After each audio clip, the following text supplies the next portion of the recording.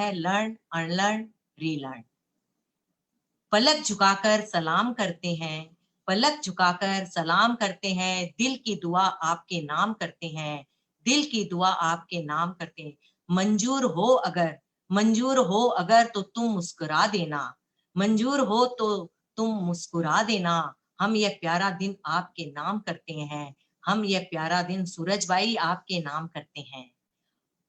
हर्ष का अनुभव करते हुए मैं आज के मुख्य वक्ता श्रीमती सूरज जी बरड़िया का स्वागत व अभिनंदन करती हूँ। इनका परिचय किसी का मोहताज नहीं है। यह देश में ही न क्या, विदेश में भी इतनी लोकप्रिय हो गई है और लोकप्रिय बनती ही जा रही है। हम सूरज जी हमारे अखिल भारतीय महिला मंडल की ट्रस्टी हैं और इन्होंने, ये हमारी पूर्व, वहां की राष्ट्रीय पूर्व अध्यक्ष भी है। इन्होंने 4 साल तक राष्ट्रीय अध्यक्ष का भार बड़ी बेखूबी से संभाला था। और अब ये कोरोना जो मतलब हमारी महामारी है, उसमें वे आत्मा को परमात्मा बनाने हेतु प्रथम तीर्थंकर ऋषभ देव की स्तुति आचार्य मांगतुंग रचित भक्तामर व 23वें तीर्थंकर पार्श्वनाथ की स्तुति आचार्य सिद्धसेन रचित कल्याण मंदिर का बहुत ही सुंदर ढंग से वाचन कर हमें लाभान्वित कर रही हैं। इनकी जितनी भी प्रशंसा करूं कम है। ऐसे प्रखर वक्ता का परिचय देना सूरज को दिया दिखाने समान होता, और ये तो खुद सूरज है, इनको क्या मैं दिया दिखाऊं हमें। और इनकी जो भाषा है, जो इनकी बोलने की स्टाइल है, कि जो पुराने तो मुग्ध हुए रहते ही हैं, जो नए सुनते हैं वो भी पूरे उन पे मुग्ध हो जाते हैं कि क्या इनकी शैली है बोलने की, क्या इनमें समझाने की कला है। तो अब हमें अपने बचनों की सूर्य रश्मों से प्रकाशमय करने के लिए मैं आमंत्रित करती हूँ तेजोमयी श्रीमती सूरज जी बरड़िया को। वे हमें लर्न, अनलर्न, लर्न के बारे में ज्ञानवर्धक प्रेरणा दे तथा इस कार्य का शुभारंभ नमस्कार महामंत्र से करें। श्रीमती सूरज जी बरड़िया।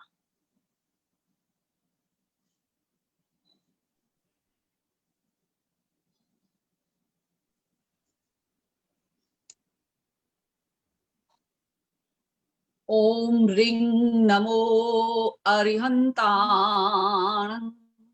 ओम रिंग नमो सिद्धाण, ओम रिंग नमो आयरियाण, ओम रिंग नमो वज्रायाण, ओम रिंग नमो लोए सव्वसाहूण,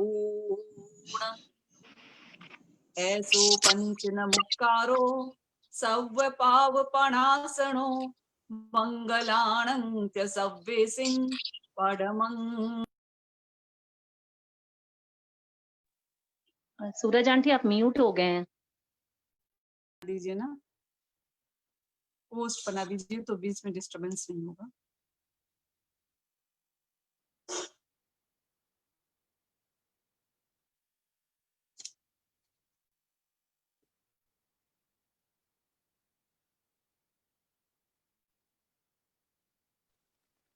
अर्चना, सूरज भाई को को होस्ट बना दो ना। हाँ हाँ मैं बना रही हूँ, आप चालू कंटिन्यू रखिए आंटी, मैं बना रही हूँ आपको। ओके। आराध्य को नमन। प्यारी बहनों, सर्वप्रथम प्रकाश की परिकल्पनाओं से पूर्णतः परिपूरित पर्व दीपावली यानी प्रकाश वाहिनी की सभी को हार्दिक शुभकामनाएं। पूर्वांचल महिला मंडल द्वारा आयोजित इस ज्योति उत्सव के इस समायोजन में सभी को सादर अभिनंदन। आइए बात शुरू करें ज्योतिर्मय बनने की, क्योंकि खुशियों के उजाला बांटने में हम देर क्यों करें। आइए हम सब मिलकर शुरुआत करें कि जिंदगी में किस प्रकार प्रकाश की परिकल्पना को हम प्रज्वलित रख सके। इसलिए सर्वप्रथम हम वंदन करते हैं हमारे आराध्य को, अभिवंदन करते हैं हमारी सघन आस्था के आचार्य गुरुदेव आचार्य श्री महाश्रमण जी को, और हमारी अभिवंदना नारी शक्ति की संपोषक असाधारण साध्वी प्रमुखा कनक प्रभा जी महाश्रमणी जी को, और हमारे कोलकाता में विराजित साध्वी श्री स्वर्ण रेखा जी एवं समस्त चारित्र आत्माओं को वंदन करते हुए पूरी धवल पंक्तियों को जिन्होंने अपने जीवन में चारित्र को ग्रहण किया है, उन सभी रश्मियों को हार्दिक अभिवंदना और पूर्वांचल की प्यारी बहनों। पूर्वांचल का क्षेत्र हमारे कोलकाता का एक गौरवशाली क्षेत्र है। परिसीमन के दायरे में, परिसीमन की परिकल्पना में हम थोड़ी बट जरूर गए, लेकिन ऐसा लगता है कि परिसीमन केवल क्षेत्र का था। हम मन से केवल परिसीमित नहीं थे। मन से तो हम अपने अपनों के बीच में अपनापन बांटने के लिए हमेशा ही उजागर रहते हैं। और यही कारण है कि चाहे कार्यक्रम पूर्वांचल का हो, चाहे कार्यक्रम साउथ कोलकाता का हो, चाहे कार्यक्रम मध्य कोलकाता का हो, किसी भी क्षेत्र का हो, हमारे कोलकाता का गौरव बढ़ाता है। इसलिए आज जो हमने एक प्रकाश बांटने की हमारे कोलकाता के यहाँ से जो आवाज शुरू की है कि पूरा कलकत्ता एक है, कार्य क्षेत्र की दृष्टि से गुरु की गरिमा को बढ़ाने के लिए, कार्यकर्ताओं को तैयार करने के लिए हमने क्षेत्रों के रूप में एक परिकल्पना की थी। लेकिन उस परिकल्पना की फलश्रुति ये हुई है कि सैकड़ों कार्यकर्ता हमारे हर क्षेत्र में तैयार हो गए हैं। मैं अभिवादन करती हूँ मध्य कलकत्ता की हमारी संरक्षिका श्रीमती आशा जी बोथरा को। सादर जय जिनेन्द्र निवेदित करती हूँ हमारे अखिल भारतीय तेरा पंथ महिला मंडल की कन्या मंडल की प्रभारी श्रीमती रमन जी पटावरी, जो पूर्वांचल का गौरव है। मैं आज प्रणाम करती हूँ माँ तुल्य सुशीला जी पोकड़िया और जतन जी बेंगानी, जो पूर्वांचल कोलकाता महिला मंडल की हमारी संरक्षिकाएं हैं, और उत्साही अध्यक्ष श्रीमती अंजू जी दुगड़ एवं श्वेता जी डाकलिया, और आज के कार्यक्रम की सफल संन्यासिका उपाध्यक्षा प्रेम जी बैद, और उपस्थित सारी बहनों। केशरिया परिधान में जब हम सज जाते हैं तो हमें तो लगता है हमारे लिए हर दिन दिवाली होता है, और घर में एक चहल पहल मच जाती है कि आज कोई कार्यक्रम होने वाला है।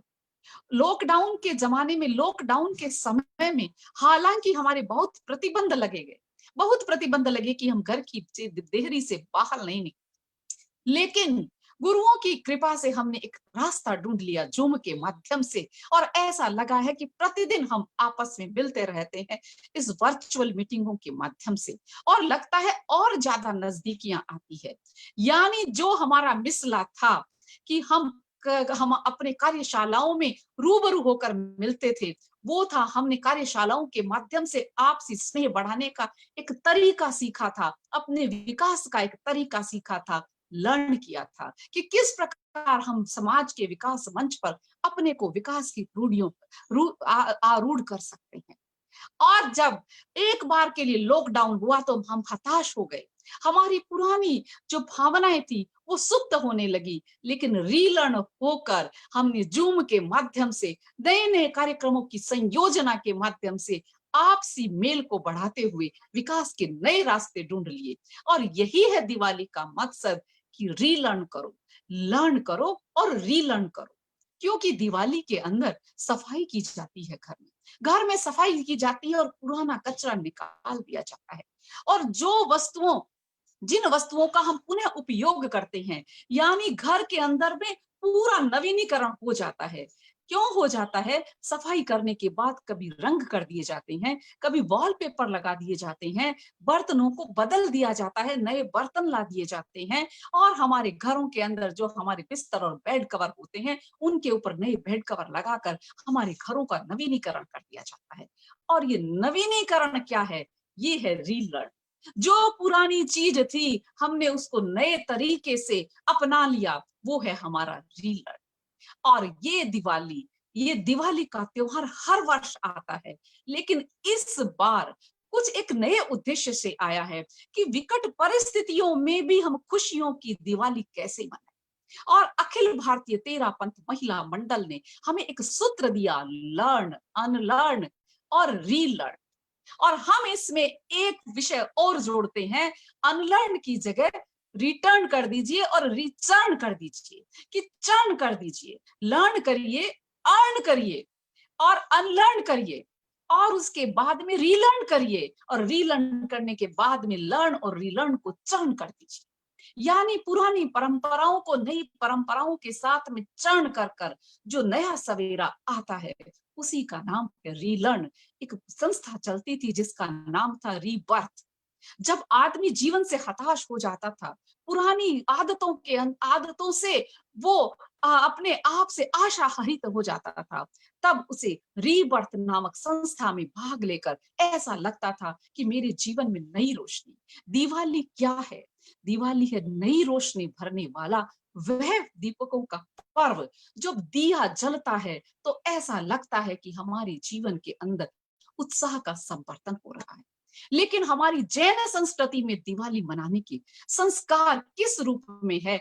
इसीलिए दिवाली पर यह विषय दिया गया, क्योंकि पुरानी परंपराएं लुप्त हो रही थी और हमारी आस्था जो भगवान महावीर के परिनिर्वाण से संबंधित ये दिवाली का त्योहार था, उसकी जगह हमने आडंबरों को उस पर स्थान दे दिया। और तो और लोग आजकल ये करने लगे कि दिवाली की छुट्टियां हम कहीं बाहर जाकर मना लें। और तो और यानी हमने बहुत सारा नवीनीकरण किया, और तो और अपनी संस्था समाज और सबको साथ लेकर भी हम लोगों ने अपनी पुरानी परंपराओं को पीछे छोड़ दिया। हम लक्ष्मी की पूजा करने लगे, गणेश की पूजा करने लगे, सब जरूरी है हमारे सांसारिक कामों के लिए, लेकिन हम अपनी जैन संस्कृति से, जैन विधि से, जैन संस्कार विधि से या अपने भगवान महावीर की आराधना करने भूल गए। बहुत कम घर ऐसे हैं जहां पर दिवाली के दिन भगवान महावीर का जप किया जाता है, भगवान महावीर की आराधना की जाती है, क्योंकि नए कपड़ों के आगोश और नए फर्नीचर और नए जो हमारे व्यंजन बनाए जाते हैं, और उसके अंदर में हमें मालूम ही नहीं रहता कि दिवाली की शाम कब आ जाती है, और उस व्यस्तता की दौड़ के अंदर हम भूल जाते हैं अपनी संस्कृतियों को। इसलिए उन संस्कृतियों को वापस याद दिलाने के लिए कि हमारी जैन संस्कृति में दिवाली का मोल क्या है, वो समझाने के लिए इस कार्यशाला को उद्घाटित किया गया। और हम सब जानते हैं कि दिवाली जैन संस्कृति में क्यों मनाई जाती है। वैदिक संस्कृति में तो दिवाली इसलिए मनाई जाती है कि रामचंद्र जी ने रावण पर विजय प्राप्त करके अयोध्या में प्रवेश किया था, और ये माना जाता है कि इस दिन मंथन के द्वारा लक्ष्मी का भी प्रादुर्भाव हुआ था, इसलिए इस दिन लक्ष्मी की पूजा की जाती है। और रामचंद्र जी घर आए तो माताओं ने और वहां की अयोध्या नगरी के लोगों ने खुशियों के दीप जला दिए। ये कॉमन बातें हैं जो हम सब जानते हैं।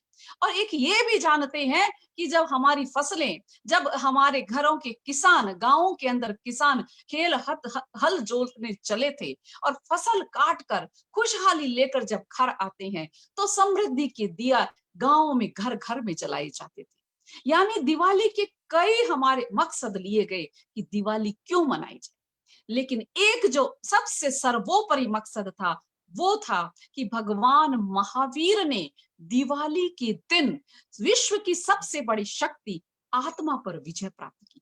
राम ने तो केवल बुराइयों पर विजय प्राप्त की, रावण पे विजय प्राप्त करके समाज को एक दिशा दर्शन दिया कि बुराइयों पर विजय प्राप्त की जा सकती है।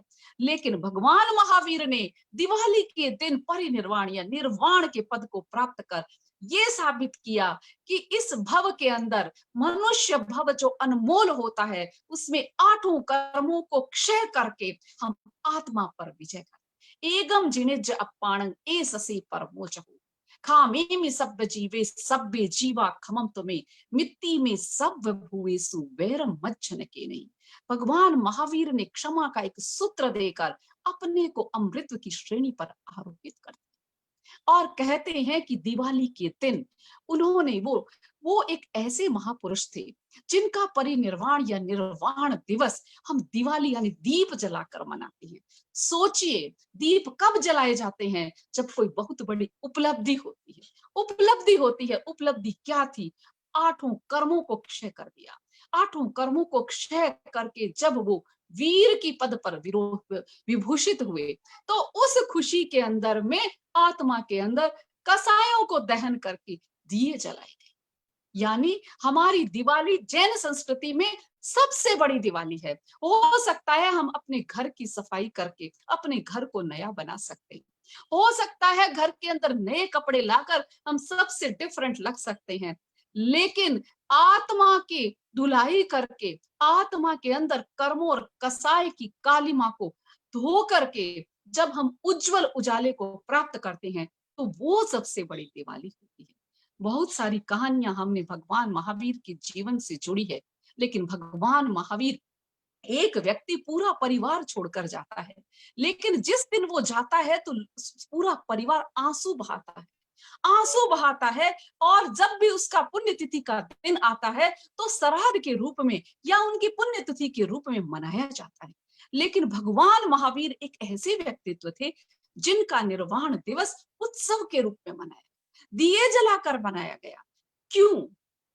क्योंकि उन्होंने अपने जीवन के अंदर में न तो अपने जो इंद्रलोक के इंद्रों की सेवा की प्रशंसा का मोह किया, जब उन्होंने साधना की, ऐसी साधना 12.5 साल तक कड़ी साधना की, तो जब देव भी उनकी सेवा में आते, इंद्र भी उनकी सराहना करते, लेकिन वो ऐसे वीर भिक्षु थे जिन्हें प्रसिद्धि का मोह नहीं था। एक तरफ इंद्र की सराहना और दूसरी तरफ चंड कौशिक सांप जैसे उनको परिचय। तो न तो उन्हें प्रसिद्धि का मोह था और न परिचयों का भय था।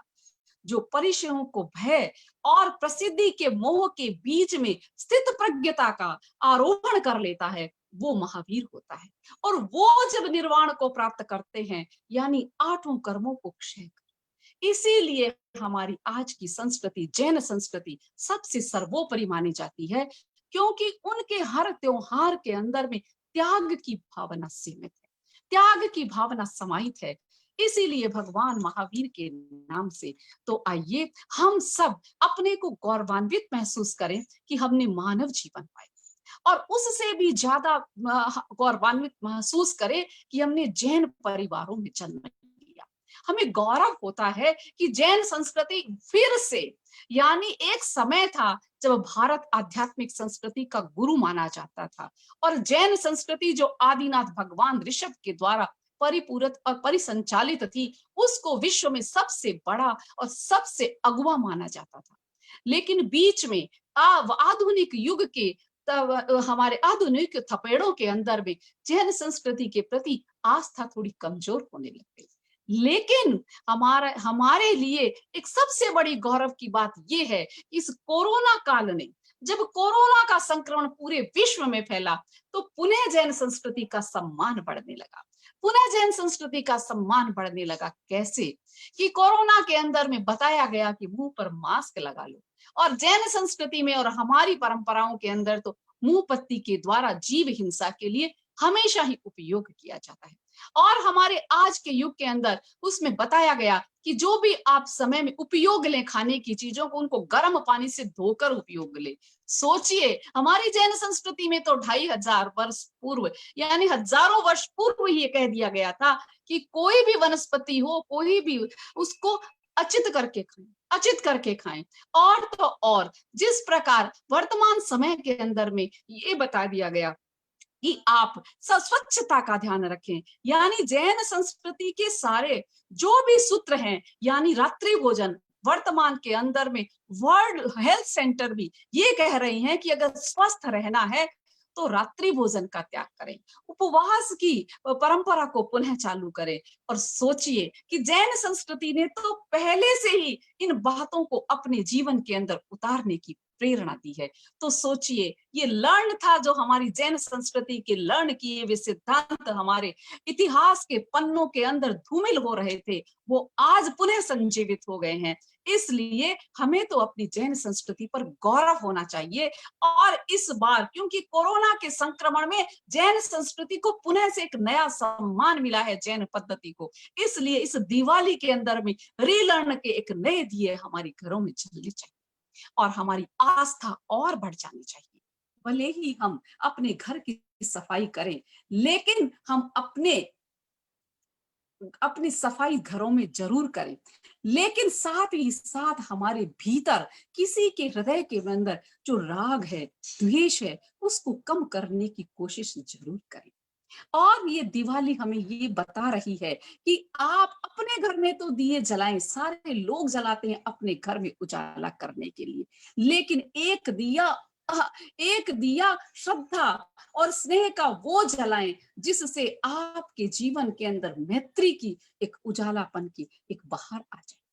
यानी ये सब औपचारिक बातें थी जो मैंने आपको बताई, और हमें आस्थाशील बनना चाहिए कि दिवाली के दिन देखिए अपने घर की बात कुछ और होती है, और कहा जाता है कि अपनी संस्कृति, अपने गुरु, अपने आराध्य और अपना धर्म, अपना संस्कार और अपनी परंपराओं से जो प्रेम करता है वही जीवन में कुछ कर गुजरने के लिए तत्पर हो सकता है।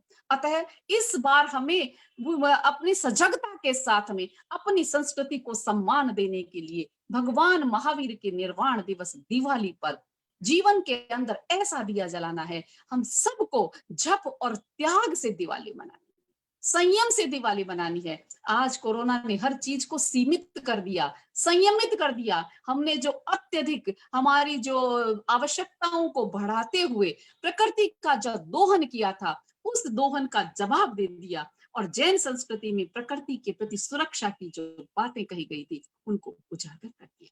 तो ये तो थी एक आरंभिक बातें कि भगवान महावीर की निर्वाण दिवस को हम दिवाली पर पुनः एक नई ज्योति के साथ मनाएं, और भगवान महावीर के प्रति अपनी आस्था को सजग बनाते हुए तीर्थंकर के प्रतिनिधि अपने गुरु को पूर्ण श्रद्धा समर्पित करते हुए स्वयं को गौरवान्वित महसूस करें कि हम जैन हैं, हम जैन हैं। और यही रीलर्न कराने के लिए शायद हमारे अखिल भारतीय तेरा पंथ महिला मंडल ने हमें ये विषय दिया।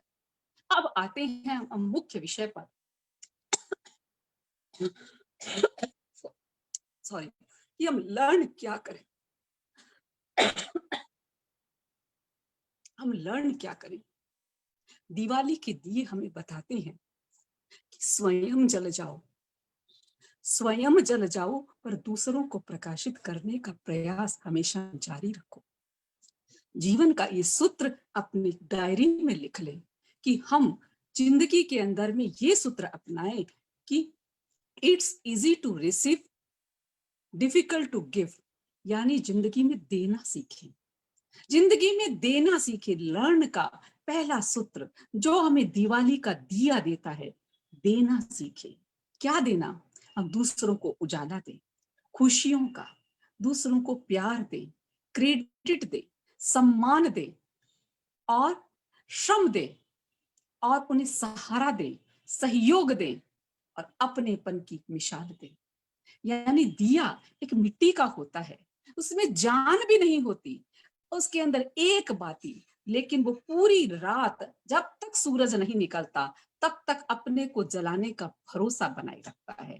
तो दिए की भरोसे की तरह भरोसेमंद भी बने। दिवाली प्रकाश बांटने का बहुत अच्छा पर्व है, इसलिए इस बार हम वो प्रकाश इस रूप में बांटेंगे कि हम किसी न किसी व्यक्ति के लिए कुछ देने की परंपरा शुरू करेंगे। ये नहीं है कि हम कोई किसी को साड़ी दे या किसी को हम उपहार दें, मिठाइयां भी देते हैं, लेकिन हम उन घरों में पहुंचाते हैं जहां पर मिठाइयों का अंबार लगा हुआ है। तो जब अंधेरा होने लगा शाम को, तब सूरज ने चिंता व्यक्त की कि मैं तो सुबह आऊंगा तो ये संसार अंधकार में हो जाएगा। तो दीपक ने कहा, हे सूरज महाशय, तुम अपनी चिंता कम कर दो, तुम अपनी चिंता कम कर दो। मैं जब तक हूं तुम मेरे भीतर विश्वास भर दो कि जब तक तुम नहीं आओगे तो मैं हूं, जो हो सकूंगा मैं करूंगा, और दुनिया का सारा तम मैं अकेला हर लूंगा। यानी ऐसे दिए का संदेश हमें दे रहा है कि हम दूसरों के जीवन में रोशनी देना सीखें। लर्न किस लिए? और लर्न के कई तरीके होते हैं, लर्न के कई तरीके होते हैं। मैं आपको एक कहानी बता देना चाहती हूँ कि एक बार सूरज कुपित हो गया था, स्वाति नक्षत्र की बूंद बादलों से गिर रही थी, और उससे पूछा गया बदली ने कि अरे तुम कहाँ जा रही हो? कि मैं समुद्र में जा रही हूँ। बोले क्यों? बोले सूरज ने कुपित होकर समुद्र को सुखाने का, यानी पूरी धूप के द्वारा उस समुद्र को सुखाने का पूरा संकल्प ले लिया है, इसलिए मैं जाकर समुद्र का सहारा बनूंगी। बदरी हंसी, बोले तुम छोटी सी बूंद और उस समुद्र का क्या सहयोग करोगी? स्वाति की बूंद थी, वो बिल्कुल रुकी नहीं और वो चलती गई और जाकर सागर में गिर सागर में गिर गई और सागर में गिरा तो खुला था, स्वाति नक्षत्र की बूंद थी, सीप का मुंह खुला था और वो मोती बन गई। यानी जो दूसरों को सहयोग करने की सामर्थ्य चाहे कितना ही हो, कितना बड़ा घर है, कितना आपके पास में पैसा है, कितनी आपके समृद्धि है आपके पास में, उसका मोल नहीं, मोल है कि आप में भावना कितनी है दूसरों को सहयोग देने की। तो ये स्वाति की बूंद जिसने हमें ये सिखा दिया कि देना सीखे, सहयोग देना सीखे, स्वयं को मिटाना सीखे, वो एक छोटी सी बूंद और उसका इतना बड़ा विश्वास कि मैं समुद्र को पूरे सूखने से बचा लूंगी, ये विश्वास अपनी जिंदगी में। और हमने पहला सूत्र सीखा है लर्न, यानी स्वाति बूंद की नक्षत्र ने हमें ये दूसरा सूत्र बताया है कि हम देना सीखें। पहला दिए ने बताया कि हम देना सीखें, और दूसरा स्वाति नक्षत्र की बूंद ने बताया सहयोग करना सीखे, सहयोग करना सीखे। और एक बार अकबर और बीरबल के बीच में बाताबाती हो गई और बीरबल से पूछा गया कि तुम कहाँ इतनी देर लगा देते हो, अभी तक आए नहीं। तो बीरबल ने अकबर से कहा कि हे महाशय, हे जहांपना, मेरे घर के अंदर एक छोटा बच्चा था, उसका जिद पूरा करने लग गया था, इसलिए देर हो गई। अकबर ने कहा, एक बच्चे की जिद पूरे करने में कितना समय लगता है, और उस जिद पूरी करने के लिए तुमने देर कर दी। बीरबल ने कहा, भंते, होता ही ऐसा है बच्चे का जिद। अकबर ने कहा, मैं नहीं मानता। बीरबल ने कहा, चलो हम एक कथानक करते हैं जहांपना, और आप पिता बनिए और मैं छोटा बच्चा बनता हूँ। अकबर ने कहा, मंजूर है, तुम जो जिद करोगे मैं 5 मिनट में पूरा कर दूंगा। तो अकबर से बीरबल रोने लग गया। तब जो भी मुनीम या जो भी दरबार के अंदर महामत्य बैठे थे, अकबर ने कहा, ये बच्चा क्यों रो रहा है? तो बोला, इसको मिश्री वाला दूध दे दीजिए। तो मिश्री वाला दूध ला दो, मंगवा दो उसको। तो महामत्य ने जल्दी से लाकर दूध में मिश्री घोल कर ला दी। बोले, ये लो मिश्री वाला दूध। तो बीरबल फिर रोने लग गया बच्चे की आवाज में। अकबर ने महामत्य से पूछा, अब ये बच्चा क्यों रो रहा है? तो पूछा गया बीरबल से कि अब क्यों रो रहे हो? तुमने मिश्री वाला दूध मांगा, हमने लाकर दे दिया, अब तुम क्यों रो रहे हो? बीरबल ने कहा, मुझे मिश्री और दूध अलग अलग चाहिए, इसमें से मिश्री निकाल कर लाओ। महामत्य ने हाथ जोड़ दिए और अकबर भी झुक गया कि बच्चे की जिद के आगे हर आदमी नतमस्तक हो जाता है। लेकिन बीरबल ने एक संदेश दिया कि मिश्री दूध में मिल जाती है, और पानी में नमक अगर पानी में मिल जाता है तो उसको अलग करना मुश्किल होता है। इसलिए अगर रिश्तों की संजीदगी चाहिए, अगर परिवार चाहिए, आपसी प्यार चाहिए, तो जिस प्रकार दूध में मिश्री मिल जाती है, पानी में जैसे नमक मिल जाता है, उसी प्रकार स्वयं को दूसरों के विचारों के साथ आत्मसात कर दीजिए। यानी लर्न का तीसरा सूत्र, पहला सूत्र हमने सीखा, दिए ने देना बताया, खुद को जलना बताया, खुद को कुर्बान करना बताया। और दूसरा सूत्र हमने सीखा, स्वाति नक्षत्र का सहयोग करना। और तीसरा सूत्र हमने पाया कि जिस प्रकार दूध में मिश्री मिल सकती है, उसी प्रकार दूध में मिश्री की तरह रिश्तों का समावेश हो जाए। यानी हमारी जिंदगी में छोटे छोटे कथानक हमारे लिए वो गुर बन जाते हैं। और लर्न करने के कई तरीके होते हैं। कई बार तो हमें लगता है कि हम बिना कुछ पढ़े ही सीख जाते हैं, बिना कुछ पढ़े ही सीख जाते हैं। जैसे कि कई बार कहा जाता है कि जैसे एक कहावत आती है कि बेटी देखे बाप घर, करे आप घर। ऐसा क्यों कहा जाता है? कोई बताएगा हमको? क्योंकि ये कहा सुनी बात है कि बेटी ने जो अपने पीहर में देखा होता है वही अपने ससुराल में जाकर करती है। इसीलिए कहा जाता है देख देख के बहुत सारी चीजें सीख ली जाती है। आप लोगों ने एक पिक्चर देखी होगी, स्लम डॉग एक पिक्चर देखी होगी, जिसमें उसके बच्चे ने पूरी जिंदगी में कोई पढ़ाई नहीं की, लेकिन जो घटनाएं उसकी जिंदगी में होती गई उसने उसे सबक लेता गया, और वो करोड़पति की बेंच पर बैठकर करोड़पति के सवालों के जवाब देता हुआ उसने करोड़पति का मेडल जीत लिया। क्यों अपने जीवन की जो जो जीवन की घटनाएं होती है, देखते देखते जो सीखते हैं कि जिस प्रकार हमारी माँ दिवाली से 4 दिन पहले लाल साड़ियां पहननी शुरू कर देती थी, और जब राखी पूनम आती थी तो रात को मेहंदी लगाई जाती थी, होली आती थी तो हाथ में मेहंदियां लगाई जाती थी, यानी और जब हमारे घर के बड़े बुजुर्ग आते थे तो उनको प्रणाम किया जाता था। तो ये सब परंपराएं बताई नहीं जाती, देख कर सीख ली जाती है। आपको बहुत सारी चीजें ऐसी होगी जो आपको कभी सिखाई नहीं गई, कभी सिखाई नहीं गई, जैसे 16 सतियों की ढाल, हमारे विघन हरण की ढाल, भिक्षु हमारे प्रगटिया जी भरत खेतर की ढाल, अरथ वंदना की ढाल। कई बार ऐसा होता है कि कई लोगों ने भक्तांबर सीखा, भक्तांबर बोले हमारे बचपन से याद है। कैसे याद है, कैसे याद है? क्यों? क्योंकि उन्होंने अपने घर में अपनी माँ और दादी को उसका पुनरावर्तन और उसको चितारते हुए सुना था, तो उन्हें कानों के द्वारा सीख लिया, कानों के द्वारा सीख लिया। और एक बात बता दूं कि कई बार हम सब्जी बनाते हैं तो सब्जी में नमक ज्यादा हो जाता है, तब क्या करते हैं? सब्जी में नमक ज्यादा कम हो जाता है तब क्या करते हैं? हमने अपनी माँ को देखा था, दादी को देखा था कि आटे की गोलियां बनाकर उसमें डाल देते हैं तो आटा नमक सोख लेता है, आटा नमक सोख लेता है, तो वो आटे की गोलियां निकाल दी जाती है और नमक सब्जी में बराबर हो जाता है। ये सब देख के सीखने की बात है। और हमारे घर के अंदर में हमारी माँ, हमारी दादी जी जब कोई बड़े आते थे तो उनको चरण स्पर्श करते थे, चरण स्पर्श करते थे। हमने कभी सोचा भी नहीं, हमें कभी बताया भी नहीं गया, लेकिन हम जब अपने ससुराल में आए तो सब लोगों ने ये परंपरा डाल ली, किसी ने बताया तक नहीं होगा, लेकिन जो बेटी देखे बाप घर करे आप घर, यानी देखा हुआ ज्ञान। और जो ढाले सीखी वो सुना हुआ ज्ञान, सुना हुआ ज्ञान।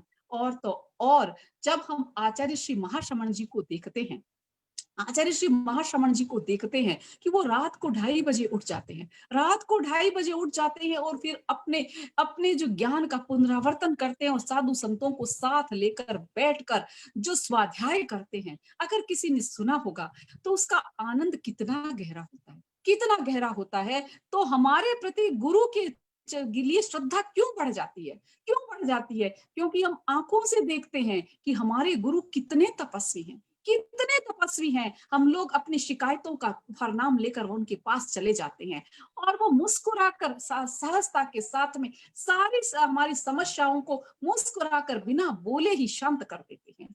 ये होती है हमारी आंखों देखी सीखने की तरीके। तो इसलिए लर्न हमारा सुनकर भी होता है, देख कर भी होता है, और कई बार लर्न हमारे अनुभवों के साथ जुड़ा हुआ होता है।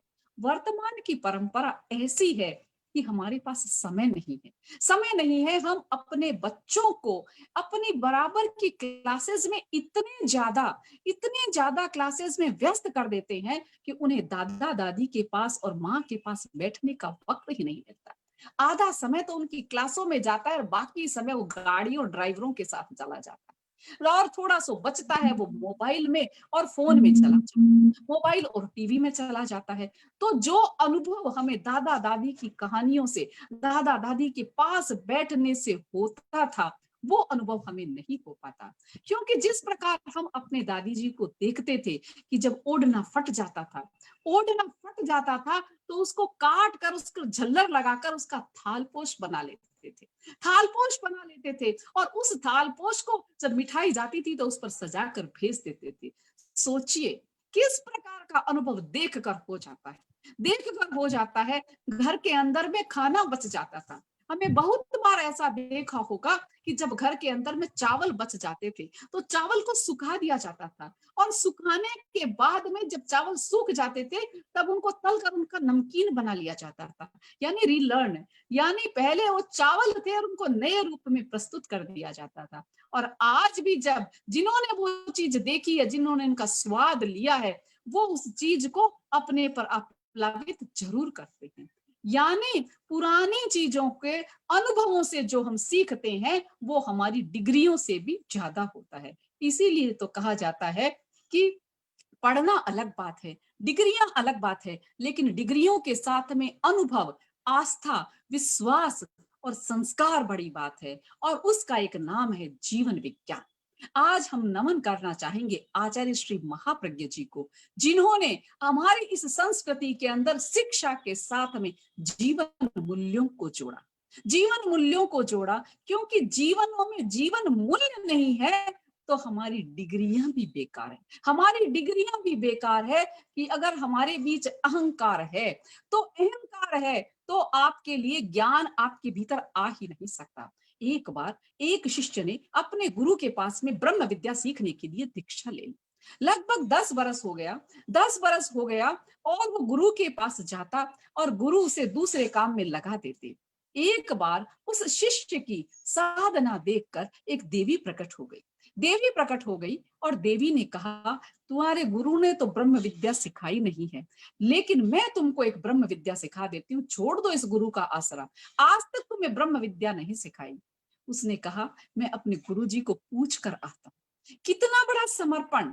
और वो गुरुजी के पास में गया कि गुरुजी, आज तक आपने मुझे ब्रह्म विद्या नहीं सिखाई, उसका मुझे कोई शिकायत नहीं, कोई शिकायत नहीं, लेकिन एक देवी मुझे सिखाना चाहती है, लेकिन मैं आपकी आज्ञा के बिना नहीं जा सकता।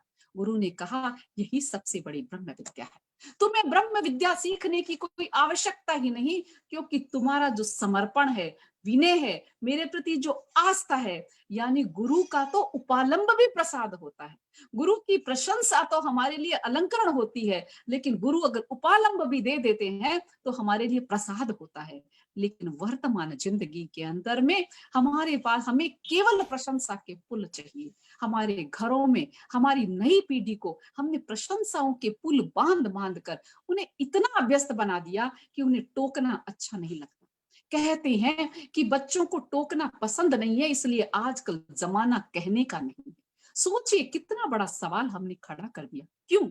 क्योंकि सबके एक या दो दो बच्चे होते हैं और उनको वो अपने दिमाग से ही ऊंचा आसमान के सितारे पर बैठा कर रखते हैं। मैं किसी के व्यक्ति विशेष पर आक्षेप नहीं कर रही हूँ, लेकिन उसकी थोड़े से काम की, छोटे से मेडल की इतनी प्रशंसाएं उसको व्हाट्सएप पर, फेसबुक पर ऐसे डालकर उसको राजकुमार बना दिया जाता है। और जब कभी भी उसकी मनपसंद काम नहीं होता, अगर उसे एक साइकिल चाहिए तो आप मोटर कार ला कर देते हैं, एक साइकिल चाहिए तो आप मोटर कार ला कर देते हैं, और एक अगर बुक चाहिए तो आप उसको पूरी बुक की सेट ला कर देते हैं, एक पेंसिल चाहिए तो आप कलर पेंसिल की वैरायटी ला कर देते हैं। क्यों? क्योंकि उन्हें आवश्यकताओं से ज्यादा मिल गया। लेकिन भगवान महावीर कहते हैं, आवश्यकताओं को सीमित करना भी बताइए। और आवश्यकताओं को सीमित नहीं कर पाए, प्रशंसाओं को सीमित नहीं कर पाए, जब सब चीज मन भावन मिलती है, तब जिस दिन चीज का अभाव होता है वो अभाव खटकने लग जाता है। तो लर्ण का चौथा है कि हम आवश्यकताओं को सीमित करें, प्रशंसाओं के पुल नहीं बांधे, प्रशंसाओं को पुल नहीं बांधे। तो आइए, हमने बहुत सारी छोटी छोटी चीजें जो लर्न करी, और हमारे यहाँ पर लर्न के लिए बहुत सारे साधन हैं कि हम अपने जीवन के अंदर जब 50 साल हो जाते हैं, यूं तो कहते हैं लर्न करने के लिए, लर्न के समीकरण के लिए कोई जिंदगी नहीं, कोई समय नहीं होता, कोई वजह नहीं होती, और किसी का साथ नहीं चाहिए, सीखने के लिए किसी का साथ नहीं चाहिए। आचार्य श्री तुलसी तो 80 वर्ष के समय में भी कहते थे, मैं एक विद्यार्थी हूँ, मैं एक विद्यार्थी हूँ, और वो उस विद्यार्थी बनकर हमेशा सीखने की कोशिश करते थे। और हमारे जीवन में क्या होता है कि 40-50 वर्ष आते ही हम कहते हैं, अब हमें क्या करना है, अब हमें क्या करना है, क्या सीखना है, और हताश हो जाते हैं जिंदगी के अंदर। क्यों? क्योंकि सीखने के लिए नया तजुर्बा नहीं होता, नई सोच नहीं होती, तो जीवन हताश हो जाता है और बीमारियां हमें जकड़ लेती है, बीमारियां हमें जकड़ लेती है। इसलिए हमारी लर्न का छठा सत्र है, हमेशा सीखते रहो, हमेशा सीखते रहो, कुछ नया सीखते रहो, कुछ नया सीखते रहो। जिंदगी के अंदर लर्न लर्न लर्न, और हमारे जिंदगी में बुराइयों को बर्न करिए और कुछ नया लर्न करिए, तभी हम जिंदगी के अंदर में खुशहाल रह सकते हैं, खुशहाली के दीपक जला सकते हैं। हम दिवाली आती है, घर साफ करते हैं, रंगोलियां बनाते हैं, रंगोलियां बनाते हैं और स्वयं को भी सजाते हैं, लेकिन मन बहुत उदास हो जाता है, मन उदास हो जाता है, बार बार मन हताश हो जाता है। दिवाली जाते ही ऐसा लगता है कि अरे दिवाली तो गई, दिवाली गई फिर उदासी आ जाती है। अगर एक त्योहार आने से उत्साह आता है और जाते ही चला जाता है, हमें ऐसा उत्साह नहीं चाहिए। हमें वो उत्साह चाहिए जो जिंदगी में हमेशा बरकरार रहे, हमेशा बरकरार रहे। और वो बताने के लिए जरूरी है, वो लाने के लिए जरूरी है कि हम रोज सीखना शुरू करें, हमेशा हम लर्न करना सीखें। कभी देखिए कहते हैं हमें याद नहीं होता, आपको सब कुछ याद हो सकता है। दुनिया के अंदर इम्पॉसिबल कोई चीज नहीं। अभी हमने कल्याण मंदिर आराधना का एक क्रम बनाया था, तो उसके अंदर में एक महिला 85 वर्ष की महिला ने कल्याण मंदिर सीखने का संकल्प लिया था। जब 85 वर्ष की महिला सीख सकती है, 75 वर्ष की महिला सीख सकती है, 10 वर्ष के बच्चों ने भी सीखा, तो हम क्यों नहीं सीख सकते? बस हौसला बुलंद होना चाहिए। तो ये थी बातें लर्न की। और अनलर्न क्या करें? अनलर्न क्या करें? तो आज के जमाने के अंदर में मैं आपको एक बात बता देती हूँ कि इस क्लास के प्रशिक्षण की कोई आवश्यकता ही नहीं थी। आवश्यकता ही नहीं थी। बस आवश्यकता क्या चीज की थी? एक मोबाइल जो हमें बहुत सारी चीज सिखा देता है। एक मोबाइल बहुत सारी चीजें हमें सिखा देता है। क्या सिखा देता है? मोबाइल सिखाता है कि रोज एक नया ऐप लोड करो। हमने मोबाइल को यूज तो किया, लेकिन उसको यूजफुल नहीं बनाया, यूजफुल नहीं बनाया, यूजफुल भी बनाया। जिस प्रकार आज जूम से मिल रहे हैं, बहुत सारी चीजें ऑनलाइन क्लासेस कर रहे हैं, यूजफुल भी बनाया। लेकिन हमने उसका मिसयूज भी बहुत किया, मिसयूज भी बहुत किया। इसलिए मैं कहना चाह रही हूँ कि मोबाइल से हमारे इस लर्न और अनलर्न और रीलर्न के सारी प्रॉब्लम सॉल्व हो जाती है। हमें प्रशिक्षण देने की आवश्यकता ही नहीं, आवश्यकता ही नहीं। और वैसे भी हमारे पूर्वांचल महिला मंडल एक सक्षम महिला मंडल है, और उसमें अच्छे अच्छे कार्यकर्ताओं का संपोषण है और सक्रियता की भागीदारी है। तो वहां पर लर्न और अनलर्न और रीलर्न की आवश्यकता ही नहीं, एक मोबाइल ही काफी है। और मोबाइल हमें क्या सिखाता है, हम आपको बता देना चाहते हैं कि एक मोबाइल क्या सिखाता है। एक मोबाइल सिखा देता है, हम क्या करते हैं जब मोबाइल हाथ में रहता है तो बार बार चेक करते हैं, किसका मैसेज आया, किसका नहीं आया, किसने क्या लिखा, चेक करो।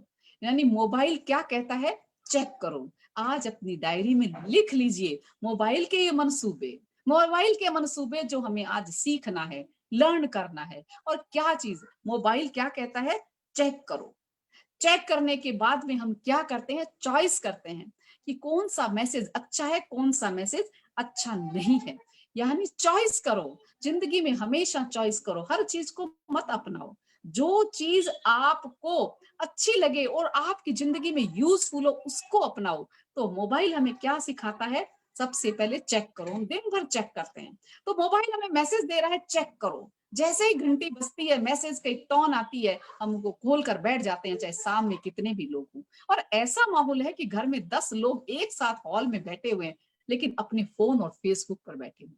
हम ऐसे तो नहीं मिल पा रहे, लेकिन फेस टू फेस तो नहीं मिलते, लेकिन फेसबुक पर फ्रेंड्स बनकर मिलते रहते हैं। तो सुनिए कि चेक मोबाइल क्या कहता है? चेक करो, चॉइस करो कि क्या अच्छा है, क्या बुरा है, निर्णय करो। फिर कहते हैं चार्ट बनाओ। मोबाइल कहता है चार्ट बनाओ, कौन कौन सी अच्छी चीजें हैं उनका चार्ट बना लो। और क्या कहता है? चैंटिंग करो, यानी चैंटिंग करो। मोबाइल कहता है चैंटिंग करो, यानी हमको जो चीज अच्छी लगती है उसको गुनगुनाते रहो, गुनगुनाते रहो, गुनगुनाते रहो। और उसके बाद में कहते हैं कि जो चीज हमें अच्छी नहीं लगती हम उसको डिलीट कर देते हैं, हम उसको डिलीट कर देते हैं, सेव करते हैं। पहले हम सेव करते हैं, यानी पहले हम चेक करते हैं, फिर चॉइस करते हैं, चॉइस करने के बाद में सेव करते हैं। जिंदगी के यही फार्मूले हमारे लिए है कि जब एक जो हमारा द्वारपाल होता है या रात का चौकीदार होता है, वो रोज चिल्ला चिल्ला कर कहता है जागते रहो, जागते रहो, जागते रहो, जागते रहो। और ये सूत्र हमारी मोबाइल पर करता है कि चेक करो, चेक करो। यानी जिंदगी में हर समय जागते रहना बहुत जरूरी है, चेक करना जरूरी है कदम किस ओर बढ़े। प्रगति के पांवदान पर बढ़े हुए कदम कहीं ऐसे तो नहीं कि हमारी दूसरी दिशा में चले गए, दूसरी दिशा में चले गए। तो आइए हम सुने इस बात के लिए कि मोबाइल हमें इतनी सीधी सी बातें बता रहा है, सेव करो। और सेव क्या क्या करते हैं, जो हमको अच्छा लगता है, जो हमारे बाद में काम आने वाला होता है, यानी जो हमारे बाद में काम आए। जब घर के अंदर भोजन बनता है, जो चीज हम कल यूज कर सकते हैं उसको हम फ्रिज के अंदर में स्टोर कर देते हैं। इसी प्रकार मोबाइल कहता है सेव करो, यानी अपने कलेजे के अंदर में जो चीजें यूजफुल है उनको सेव करो। और अब जो सेव कर लिया उसको फॉरवर्ड करो। फॉरवर्ड करो, इतना जल्दी फॉरवर्ड करते हैं, एक मैसेज को 5 मिनट में हजारों लोगों के बीच में हम पहुंचा देते हैं। वास्तव में मोबाइल ने हमें सिखा दिया कि कोई अच्छी बात हो उसको शेयर करो, शेयर करो, फॉरवर्ड करो। लेकिन हम क्या करते हैं, बुराइयों को तो बात बराबर आलोचना करते हैं, और लेकिन अच्छाइयों को शेयर नहीं करते, फॉरवर्ड नहीं करते। अच्छाइयों को फॉरवर्ड नहीं करते, हम केवल बुराइयों की आलोचना करते हुए, आलोचना की बात, अगर किसी के घर के अंदर में, किसी के घर के अंदर में कोई दुर्घटना हो गई, या सपोज करिए कि किसी के घर में अनहोनी हो गई, वो बात 1 2 10 मिनट के अंदर में पूरे भारत के अंदर फैल जाती है। लेकिन किसी ने अगर मेडल जीता, किसी ने मेडल जीता, या किसी ने कोई अच्छा काम किया, वो 10 लोगों तक पहुंचता है। उसकी स्पीड धीरी होती है, उसको फॉरवर्ड करने की स्पीड बहुत धीरी होती है, क्योंकि दूसरों को प्रोत्साहन देना बहुत मुश्किल है, दूसरों को प्रोत्साहित देना करना बहुत मुश्किल है। तो वो मोबाइल हमें सिखाता है जो अच्छा लगे उसे फॉरवर्ड करो। जिसने किसी ने अच्छा काम किया उसको फॉरवर्ड करो। लिख लीजिए डायरी में कि आज मैं किसी दूसरे की अच्छाइयों को फॉरवर्ड करूंगा। यानी हम दूसरों के अवगुण को तो बताते हैं, लेकिन गुणों को शांत कर, गुणों को हम पीछे रख देते हैं। लेकिन आज से हमें प्रमोद भावना का प्रचार करना है। इस दिवाली के अवसर पर सीखना है, रीलर्न करना है, क्या कि हमें फॉरवर्ड करना है दूसरों की अच्छाइयों, दूसरों की अच्छाइयों को फॉरवर्ड करना है। और क्या करना है, हम दिवाली पर क्या करते हैं, जो खराब चीजें होती है उनको निकाल देते हैं, उनको निकाल देते हैं घर से। और क्या करते हैं, जो यूज नहीं होता है उनको रद्दी में डाल देते हैं, रद्दी में डाल देते हैं। मोबाइल क्या करता है, डिलीट कर देते हैं, डिलीट कर देते हैं। और डिलीट करने के बाद में वो चीज हमें वापस नहीं मिलती, वापस नहीं आती, और वो खाली हो जाता है, स्पेस, स्पेस खाली हो जाता है। तो कहते हैं डिलीट करना भी सीखिए। क्या करना सीखिए, दूसरों ने कि आपके साथ में कोई दुर्व्यवहार किया उसको डिलीट कर दीजिए। किसी ने आपको कड़ा वचन किया उसको डिलीट कर दीजिए।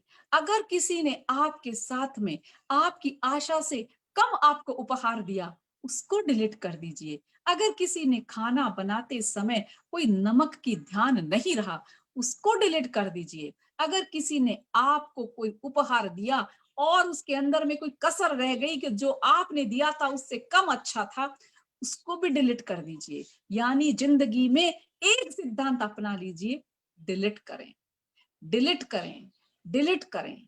और जैन संस्कृति में तो कहा ही जाता है, खामी में सभ्य जीवे सप्पी जीवा खमम तुम्हें मिट्टी में सभ्य भूवेसु वैरम मच्चन के नहीं।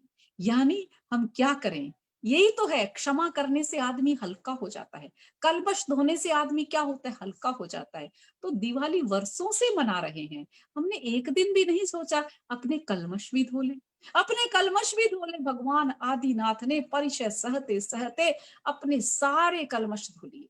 भगवान पार्श्वनाथ ने कमठ जीव के परिचय सहते सहते अपने आप को अजर अमर बना लिया। चंड कौशिक के परिचयों को सहते सहते और शूल पाणी के उपद्रवों को सहते सहते भगवान महावीर ने अमृत को प्राप्त कर लिया। तो हमारी जिंदगी में तो मुश्किलें है ही नहीं, मुश्किलें है ही नहीं। भगवान महावीर एक राजघराने के राजकुमार थे, लेकिन वो रहे कहां पर, जंगलों में, वृक्षों के नीचे, कंदराओं में, पहाड़ियों के ऊपर, जहां अनंत शीतता थी, अनंत गर्मी थी। लेकिन एक बार एक संकल्प हम भी करें, हमारे पास तो बहुत सुविधाएं हैं, हम भगवान महावीर की, महावीर जय महावीर भगवान की आरती गाते हैं। क्या हम 1 घंटा हम बिना रोशनी के रह सकते हैं, बिना पंखे के रह सकते हैं? उन्होंने तो पूरी समृद्धि त्याग दी। हम ये नहीं कहते घर छोड़कर जंगल में चले जाइए, लेकिन घर के अंदर रहते हुए थोड़ी सी त्याग चेतना को जागृत तो कर सकते हैं, कर सकते हैं। कम से कम 2 घंटा तो हम वायु काय के जीवों को अभय दे सकते हैं। हम अपने जीवन के अंदर व्यंजनों को सीमितता देकर अग्निकाय के जीवों को भी हम अभयदान दे सकते हैं। हमें अभयदान की संस्कृति को समझना होगा कि पूरी जो हमारी 84 लाख जीव योनि की जीव है, उनमें सर्वोपरि मनुष्य है, लेकिन मनुष्य उनका जो दोहन करता है उसमें सीमितता कैसे आए, कैसे आए। कहते हैं कि सोना महंगा हो गया, अब कैसे खरीद पाएंगे। अरे सौभाग्य सराहिए, त्याग करिए कि अब हमें सोना नहीं चाहिए, घर की आवश्यकता होगी तो सोना लेऊंगी, नहीं तो सोना लेने का सीमितता के साथ त्याग कर दीजिए। आप पृथ्वी काय की हिंसा से बच जाएंगे, पृथ्वी काय की हिंसा से बच जाएंगे। ये सोचिए कि महंगाई नहीं बल्कि हमारी आत्मोदय का समय आया है। अपने जीवन के अंदर में अगर गैस भी जलाते हैं तो अग्निकाय के जीवों की हिंसा होती है। अगर हम नहाते हैं, गीजर चलाते हैं तो अग्निकाय और अपकाय के जीवों की हिंसा होती है। और अगर हम एयर कंडीशन चलाते हैं उसमें तो वायुकाय भी, अग्निकाय भी और शीतलता के जीव भी, उसके अंदर जो जीव होते हैं ठंडक से, वो जनरल जीव भी उसके अंदर मरते हैं। तो हमें सीमा करनी सीखनी होनी चाहिए। ये लर्न नहीं, रीलर्न करना चाहिए कि जितने देर नहाए उतने देर गीजर चले, उसके बाद गीजर को तुरंत बंद कर दें। घर में जहां लाइट की आवश्यकता हो वो लाइट जलाए, तुरंत दूसरी लाइट को बंद कर दे। इसलिए नहीं कि हमारे लिए कि वो हमारी जो खर्च कम आएगा, खर्च हमारी आत्मा का कम हो जाएगा। इसलिए ये हम लर्न करना सीखें। इसलिए मोबाइल ने 4 बातें सिखाई। चेक करो, सारे दिन चेक करो कि कहाँ पर लाइट ज्यादा जल रही है, कहाँ गीजर चल रहा है, कहाँ पंखा चल रहा है, कहाँ हम जीवों की हिंसा कर रहे हैं। क्या हम सतर्क नहीं हो सकते हैं। सारे दिन दिमाग रहता है कि फोन की घंटी, फोन कहाँ पड़ा है, हमारी सांस फोन के साथ जुड़ी है, तो हमारी आत्मा के साथ भी जुड़ जाए हमारी सांस, तो वास्तव में हमारा जीवन सफल हो जाएगा। और उसके बाद में वो क्या करते हैं, फोन ने हमको क्या सिखा दिया, डिलीट करना सिखा दिया, सेव करना सिखा दिया, फॉरवर्ड करना सिखा दिया। और फोन में एक फाइल होती है कि फाइल बना लो, फाइल में डाल दो, फाइल में डाल दो। हम समझते हैं कि फाइल क्या होता है, यानी अलग अलग जो भी हमारी कैटेगरी होती है, फोटोज की, वीडियोज की, उनकी फाइल बना दी जाती है, उनको अलग अलग डाल दिया जाता है। तो और उस फाइल जब व्यवस्थित रहती है तो फोन में कहीं से भी बटन दबाओ, चीज तैयार रहती है। तो हमारी जिंदगी के अंदर में हमने बहुत सारी सुख सुविधाएं ली, तो वहां एक फाइल संयम की भी बना लीजिए, एक त्याग चेतना की भी फाइल बना लीजिए। इस बार दिवाली में इसलिए लर्न की बात की गई कि सारी दिवाली आडंबरों और हमारी बाह्य संस्कृतियों से जुड़ गई थी। अब हमारी आत्म चेतना की दिवाली आए, इसलिए ये रीलर्न और लर्न और अनलर्न की बातें हमें बताई गई थी। इसलिए याद रखिए, चेक करो, चॉइस करो, चार्ट बनाओ, चेंटिंग करो। अब क्या है, चेंटिंग करो, यानी आदतें, ऐसे हमारी आदतें हैं वो बदलती नहीं, तो आदतों को बदलने के लिए चेंटिंग यानी बार बार अनुप्रेक्षा करनी पड़ेगी। हमारा क्रोध कम हो रहा है, हमारा क्रोध कम हो रहा है, हमारा क्रोध कम हो रहा है। अगर चेंटिंग करेंगे बराबर, तब जाकर हमारी आदतों के अंदर परिवर्तन होगा। और एक हमारा सूत्र बताते हैं इंग्लिश में आजकल नई जनरेशन, चिल करो यानी छोड़ दो। यानी बहुत से ऐसे किस्से होते हैं जो जिंदगी में जिनकी आवश्यकता नहीं, उनका बोझ ढोकर हम चलते रहते हैं। बहुत सारी चिंताओं का बोझ ढलकर चलते हैं, तनाव को ढलकर चलते हैं। किसी ने कुछ कह दिया, उसका बोझ भर लेते हैं। ऐसे लगता है दिमाग तो केवल डस्टबिन बना रखा है हमने, और सब चीज उसके भीतर डाल दो। या समय के साथ चलो, समय के साथ समझौता करते चलो, समय जो करवा रहा है वो करते चलो, और बाकी चीजों को चिल कर दो। और चिल करते हुए मोबाइल के अंदर में एक ऐप होता है, प्ले स्टोर क्या होता है, प्ले स्टोर के द्वारा रोज नया ऐप उसमें आता है, आप उसको लोड करते जाइए, और जितनी फैसिलिटी आप पाते जाइए, जितने ऐप लोड करेंगे उतने ऐप से आपको सुविधाएं मिलती जाएंगी। तो जिंदगी में मोबाइल हमें सिखा रहा है कि हर रोज जिंदगी में नया ऐप लोड करो। 50 साल के हो गए, 60 साल के हो गए, 40 साल के हो गए, जन्मदिन मनाते हैं तो मोमबत्तियां बुझा देते हैं। अरे बुझाओ नहीं, उजाला लाओ। क्यों? क्योंकि हमारी जिंदगी के इतने साल कम हो गए हैं और उजाले की जरूरत है। तो हमने बहुत सारी चीजें तो नई सीखनी शुरू कर देते हैं। कैसे कि चाइनीज खाना सीख लिया, हमने बर्मी खाना सीख लिया, बनाना सीख लिया, हमने कुकीज बनानी सीख ली, लेकिन उनके साथ साथ कुछ संयम भी सीख लीजिए। कभी ना कभी साल में, जैसे कि महीने के अंदर 2 दिन हम अपने रात्रि भोजन का त्याग कर सकते हैं। यानी हमारी जैन संस्कृति को, कितनी बड़ी गौरवशाली संस्कृति को अपने जीवन के अंदर थोड़ा सा स्थान देकर हम अपनी जिंदगी को चार्मिंग बना सकते हैं। रोज एक नया ऐप खोलेंगे तो जिंदगी चार्मिंग बनेगी। क्यों? रोज नया कुछ मिलेगा, रोज नया मिलेगा, नया मिलेगा तो जिंदगी क्या मिलेगी? चार्मिंग मिलेगी। और जब आप चार्मिंग रहेंगे, मुस्कुराते रहेंगे, तो लोग आपके साथ जुड़ना चाहेंगे और आपकी जिंदगी चीयरफुल बनेगी। यानी जब खुशी के साथ मिलते हैं, तो आजकल वेस्टर्न संस्कृति में एक वर्ड है चीयर, लेकिन उसका अर्थ नहीं जानते, खाली ग्लासों को टकरा कर चीयर कह देते हैं। नहीं, अपने दिलों से दिल टकरा कर कहिए चीयर। यानी हम आपस में मिले हैं, प्रेम का वास्ता बना रहे, सहिष्णुता का वास्ता बना रहे, स्थिरता का वास्ता बना रहे, और जिंदगी के हर हर मोड़ पर हम हमेशा चीयरफुल रहें, चार्मिंग चार्मिंग रहें, चीयरफुल रहें और चेक करते रहें, चॉइस के साथ आगे बढ़े। तब हम अपनी जिंदगी के अंदर में सच्ची दिवाली मना सकते हैं। क्योंकि इस बार हमें जो दिवाली लानी है वो 2 दिन की नहीं, सर्वे हमेशा की दिवाली लानी है। इसीलिए हमें सीखना है। तो आइए, एक कहावत कही जाती है, कई चीजें होती है जिनको हम भूल गए थे, कई चीजें भूल गए थे। कहा जाता है कि रैनो भाया सागे हुओ भले ही बह रही।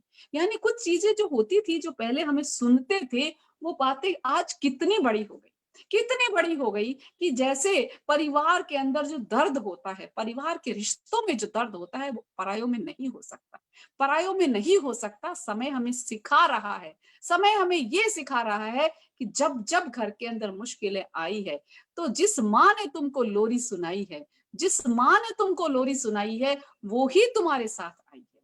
लेकिन हम क्या करते हैं, जब 18, 19, 20 साल के होते हैं, डिग्रियां हासिल करते हैं, तब करते करते अपने अभिभावकों का स्तर भूल जाते हैं, अभिभावकों की भावना भूल जाते हैं। मेरी इच्छा, मेरा स्वभाव, मेरा सपना, इन सबको छोड़ दीजिए, मेरा की जगह हम अपना लीजिए, हम अपना लीजिए। तो ये थी हमारी लर्न की भाषा। और अनलर्न की भाषा, अनलर्न हमें छोड़ना क्या है, छोड़ना क्या है? हमने मोबाइल ने बता दिया डिलीट कर दो, डिलीट कर दो। तो हम आपको एक बताते हैं कि लर्न और रीलर्न। और अब रीलर्न क्या होगा, रीलर्न क्या होगा, ये तो हमने जिंदगी से जुड़ी छोटी छोटी बातें आपको बताई। क्योंकि हमें ऐसा लगा कि दिवाली के दिन ये लर्न और न्यू लर्न और अनलर्न देने का कारण क्या था। जब दृष्टिपात किया, तब समझ में आया कि हम अपनी संस्कृति से पीछे हटने लग गए। हम अपने घरों के अंदर न जाने अनजाने रूप में अपनी परंपराओं से दूर हटकर समस्याओं को मोल लेने लगे। जब माँ बाप रात को 11 बजे आएंगे, तो बच्चा अगर 3 बजे आएगा तो कहने वाला कोई भी नहीं। और थोड़े साल में तो ये होगा, बच्चा रात को घर आएगा ही। इसलिए लर्न करिए पुरानी संस्कृति को, जहां अभिभावक होते थे, सूर्यास्त से पूर्व खाना खाते थे और 9 बजे सोते थे। अगर आप 9 बजे सोएंगे तो बच्चे 11 बजे को सोएंगे। तो यानी हमें पुरानी बातों को याद रख के अपने जीवन को खुशहाल दिवाली की तरह हर दिन को मनाना है। हम आपको बताते हैं कि लर्न क्या होता है, रीलर्न क्या होता है। हमारे दादा दादी की कहानियों में इस प्रकार, ये एक क्या है, ये क्या चीज है, ये हमारे घरों के अंदर बहुत सारे ऐसे बॉर्डर पड़े रहते हैं, बहुत सारे ऐसे बॉर्डर रहते हैं, बहुत सारे बॉर्डर रहते हैं। लेकिन जब बॉर्डर रहते हैं और जब साड़ियों से उतार दिए जाते हैं, साड़ियों से उतार दिए जाते हैं, तो वो रद्दी में जाने के लिए तैयार हो जाते हैं। लेकिन हमारी एक बहन ने क्या किया, यानी हमें मालूम था जब साड़ी में इसका उपयोग किया था तो बहुत उपयोगी थी और हमने खुद ही चिपकाया था, लेकिन थोड़े दिनों के बाद में साड़ी से उतार दिया और ये बॉर्डर रद्दी के लायक बन गया। लेकिन हमारी एक बहन ने बहुत ही उपयोग के साथ एक रीलर्न का उपयोग किया। रीलर्न का मतलब है पुरानी चीजों का नवीनीकरण। तो देखिए, उन्होंने इसके अंदर में चुनरी के 2 पायदान लगा दिए और ये गले का हार बन गया। दिख रहा है आपको, गले का हार बन गया। यानी अब कोई आता है तो आप उसको गले में पहनाकर उसको स्वागत कर सकते हैं। ये होता है रीलर्न। रीलर्न होता है कि जब हमारे पास में पुराना ज्ञान है, तो पुराने ज्ञान में थोड़ा सा नया मिला दीजिए। पहले के जमाने के अंदर में जलेबियां बनती थी और मिट्टी की हांडी के साथ में जलेबी बनती थी और घरों के अंदर में माताएं और दादियां जलेबी बनाकर अपने बच्चों को खिलाती थी। लेकिन बीच में भाव ऐसा आया कि रेडीमेड मिठाई आने लगी घरों में, रेडीमेड मिठाई आने लगी। लेकिन इस कोरोना के संक्रमण ने हमें सिखा दिया, घर का खाना खाओ, घर का खाना खाओ, माँ के हाथ का स्वाद लो और दादी माँ के परोसे हुए खाने के अंदर में जो मिठास होता है उसका एहसास लो। तो उन्होंने क्या किया, जब जलेबियां थी हांडी में भरने लगे, हांडी के अंदर लिखे थे, और बाद में जलेबी की संस्कृति ही खत्म हो गई, क्योंकि जलेबी की संस्कृति ने केक ले ली, कुकीज ले लिया, और आपके डोनट्स ले लिए, मैक्रून्स ले लिया, तो जलेबी बनाए कौन। लेकिन अभी हमारी युवतियों ने एक नया रास्ता निकाला कि जलेबी को प्लास्टिक की बोतल में भरकर उससे जलेबी बना लेते हैं, जलेबी बना लेते हैं। ये क्या है, रीलर्न, यानी जो हमने पहले लर्न किया था उसको नए तरीके से प्रस्तुत कर देना। और जब वो बोतल, प्लास्टिक की बोतल से जलेबियां बनाती हैं और वे खुश हो जाती हैं कि हमने भी जलेबियां बनाई, और उन्होंने रीलर्न का एक सूत्र हमें दे दिया। यानी ये है हमारे लिए, हमारी जिंदगी के सूत्र, लर्न, अनलर्न और रीलर्न।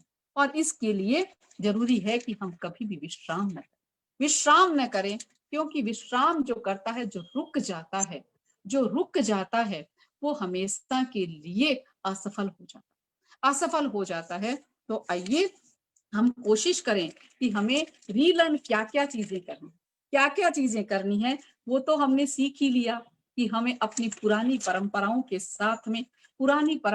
साथ में नई बातों को जोड़कर एक नया रूप देना है। तो आज के इस समायोजन के अंदर में हमने मुख्य रूप से सीखी भगवान महावीर की जीवनी, जिन्होंने 8 कर्मों को क्षय करके जो अपना अमृतत्व को प्राप्त किया। अगर हम उनकी गुणोत्कीर्ण करते हैं तो उनके जो गुण होते हैं वो हमारे भीतर भी आने लगते हैं। मनोविज्ञान कहता है कि जैसी भावना होती है वैसी भावनाएं आपकी तरफ आने लग जाती है। और कहते हैं कि महावीर की आराधना करनी थी तो दिवाली का दिन क्यों, आज भी कर सकते हैं, कल भी कर सकते हैं, लेकिन एक दिन का विशेष संयोग होता है। और जो पुण्य आत्माएं होती है उनका आभा मंडल इतना विशिष्ट होता है कि 2500 4000 वर्षों तक उस दिन के उन क्षणों में उनके कण विद्यमान रहते हैं, उनकी पुण्याई विद्यमान रहती है। इसलिए कहते हैं कि रात्रि के समय में, जिस समय भगवान महावीर का निर्वाण हुआ, उस समय हम भी उनकी आराधना करके स्वयं को वीर बनने का प्रयास करें। समय बहुत हो गया है और समय के साथ में हमें आगे चलना है।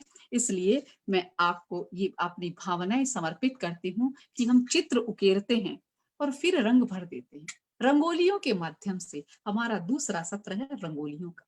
चित्र फेरते हैं। पहला हमने क्या सीखा आज कि मोबाइल के माध्यम से हमने सीख लिया कि किस प्रकार जिंदगी के अंदर चेक करना चाहिए, किस प्रकार फॉरवर्ड करना चाहिए, सेव करना चाहिए और लाइक बताना भूल गई आपको। लाइक करना सीखिए, दूसरों को लाइक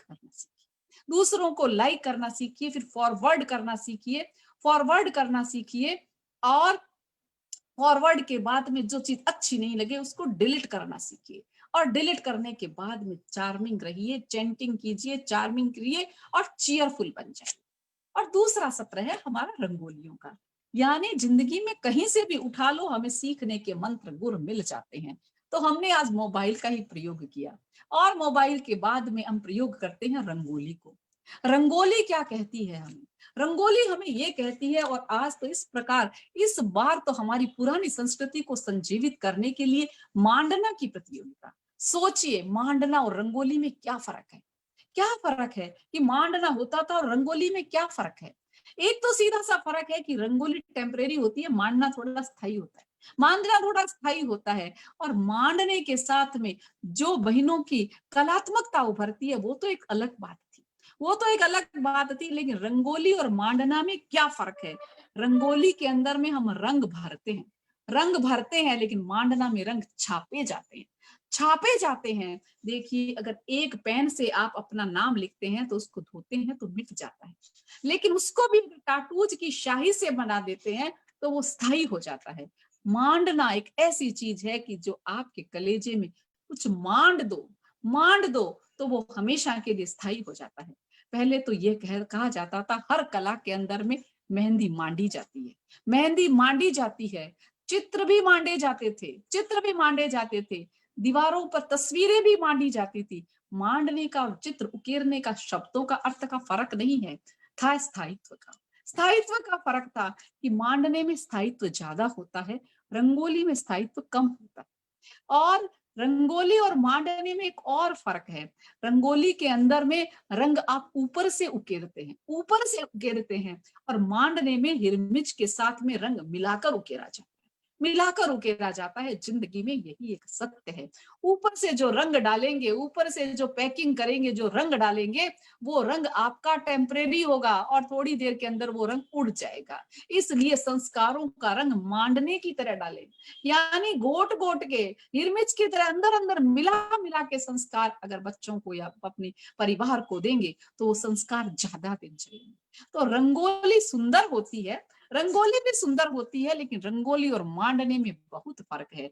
और जब से ये मांडने की संस्कृति धूमिल हुई, तब से हमारे संस्कार भी हल्के हो गए, संस्कार भी हल्के हो गए। ऐसा लगता था कि इनमें कोई फायदा नहीं है, लेकिन उनके अंदर में एक बाजोट बनाया जाता था। मांडने में, रंगोली में तो केवल फूल की सज्जा होती है, आपकी अल्पनाएं बनती है, वो चीज बनती है।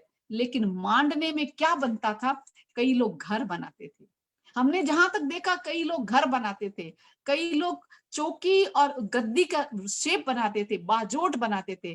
और बाजोट में क्या होता था, बीच में बाजोट होता था और चारों तरफ उस पे गद्दियों का एक चित्र बनाया जाता था। वो क्या कहता था, परिवार मिलकर एक जगह खाना खाओ, एक जगह मिलकर खाना खाओ। और एक जगह मिलकर जब स्वाद लिया जाता है तो परिवार के अंदर हर दिन दिवाली आ जाती है। सोचिए मांडने के अंदर में क्या खास बात थी। मांडने में हिरमिच था, हिरमिच यानी जो मिट्टी होती थी, जो एक मिट्टी होती थी खड़िया मिट्टी जिसको कहा जाता था, और खड़िया मिट्टी के साथ में जब रंग मिला दिया जाता तो आंगन के अंदर जब उसको लीपा जाता था या उसको बनाया जाता था तो पवित्रता आ जाती थी, क्योंकि उसके अंदर केमिकल नहीं होता था, वो शुद्धता होती थी। शुद्धता की वजह से वो हमें संदेश देती है कि हमेशा जो भी जिंदगी में कलर करो वो शुद्ध कलर करो, शुद्ध कलर करो। और रंगोली में तो आधुनिक कलर लगते हैं, रंगोली में तो आधुनिक कलर लगते हैं। इस प्रकार रंगोली और मांडने में बहुत फर्क नहीं है, देखने में फर्क नहीं है, लेकिन हमारे संस्कारों में जरूर फर्क है।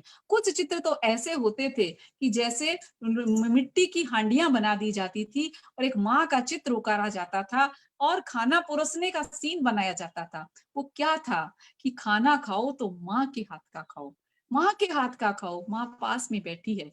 इस प्रकार मांडने की चित्र होते थे और चित्रों के साथ में कई लोग उसके अंदर में एक घर बनाते थे, घर के अंदर एक मंदिर का सीन बनाते थे, मंदिर का सीन बनाते थे। और इस प्रकार छोटे छोटे चित्रों के माध्यम से जो संस्कार बता दिए जाते थे, वो संस्कार हमारी आधुनिक रंगोलियों में नहीं मिलते। इसीलिए इस बार मांडना की प्रतियोगिता का आयोजन किया गया है। तो वास्तव में आज का ये कार्यक्रम हम जिंदगी के लिए एक शिक्षाप्रद आलेख बने और उसके लिए हम अपने आप को हमेशा के लिए ट्रांसपेरेंट रखें, ट्रांसपेरेंट रखें, प्योर रखें, प्योर रखें, चेक करें, कभी इम्पेशेंस नहीं करें, टॉलरेट करें, टॉलरेंस करें, एक्सेप्ट करें, एक्सेप्ट करें, रिफ्यूज न करें, रिलैक्स करें, रिएक्ट न करें, रिफ्यूज न करें, रिएक्ट न करें, लेकिन रेस्पेक्ट करें, रेस्पेक्ट करें, अट्रैक्ट करें, एक्सेप्ट करें, एक्सक्यूज करें, लेकिन रिएक्ट न करें। तो आइए छोटी छोटी बातों के माध्यम से हमने सीखा, लर्न और अनलर्न किया, और हमारी पुरानी परंपराओं के साथ में नई परंपराओं को जोड़कर हमने कुछ बातें हमारी जिंदगी से सीखी, साधारण सी आपस में बात करते करते मेल जोल के साथ में हमने बातें सीखी। तो आज हम इसको विराम देते हैं कि हमारा आज का ये प्रकाश बांटने का पर्व और उस पर आयोजित हमारी ये कार्यक्रम जो पूर्वांचल महिला मंडल के द्वारा आयोजित हुआ है, वो हमारे पूरे परिवार के अंदर में एक ऐसी परंपरा को प्रज्वलित करे जो हमें हमेशा खुशियों की दिवाली दे, खुशियों की दिवाली दे। हमारा पड़ोस भी मुस्कुराए, हमारा पड़ोस भी मुस्कुराए और पड़ोसियों के साथ में पूरा जन्नत मुस्कुराए। जिंदगी में हम कुछ देना सीखें, देना सीखें, हमेशा मुस्कुराना सीखें, मुस्कुराना सीखें। क्योंकि कहते हैं कि जितना भी कुछ आप पा लेते हैं, लेकिन जिंदगी में हमेशा कुछ न कुछ रोना रह ही जाता है, रोना रह ही जाता है। तो ये लर्न है, तो उसको अनलर्न कर दीजिए, अनलर्न कर दीजिए। जो चीज नहीं चाहिए उसको हटा दीजिए। सीधी सी बात है, लर्न करना है, अनलर्न कर। लर्न कैसे करना है? रोज एक प्ले स्टोर मोल्ड करना है। इन्हीं सब बातों के साथ में नाना नानी, दादा दादी और अपने अभिभावकों के अनुभवों को साथ लेकर अपनी जिंदगी के तजुर्बे को आगे बढ़ाएं और सिंचन दे अपने मन के श्रम से, श्रम से, त्याग से, और जलाएं दिए की ऐसी बाती जो आपके जीवन में जलाए ज्योति और मन ज्योतिर्मय हो जाए, तन हमारा स्वस्थ बन जाए और वैश्विक बीमारी से जो हमारे भय का आक्रांत एक माहौल बना है, उसमें कल्याण की भावना, मैत्री की भावना, प्रेम की भावना, स्नेह की भावना के वो दीप जल जाए कि वो हमें स्वयं कह दे, लर्न करो, चर्न करो, टर्न करो और अर्न करो, और उसके बाद न्यू लर्न करो, रीलर्न करो। यानी टर्न कहाँ करना है? हमें आना चाहिए।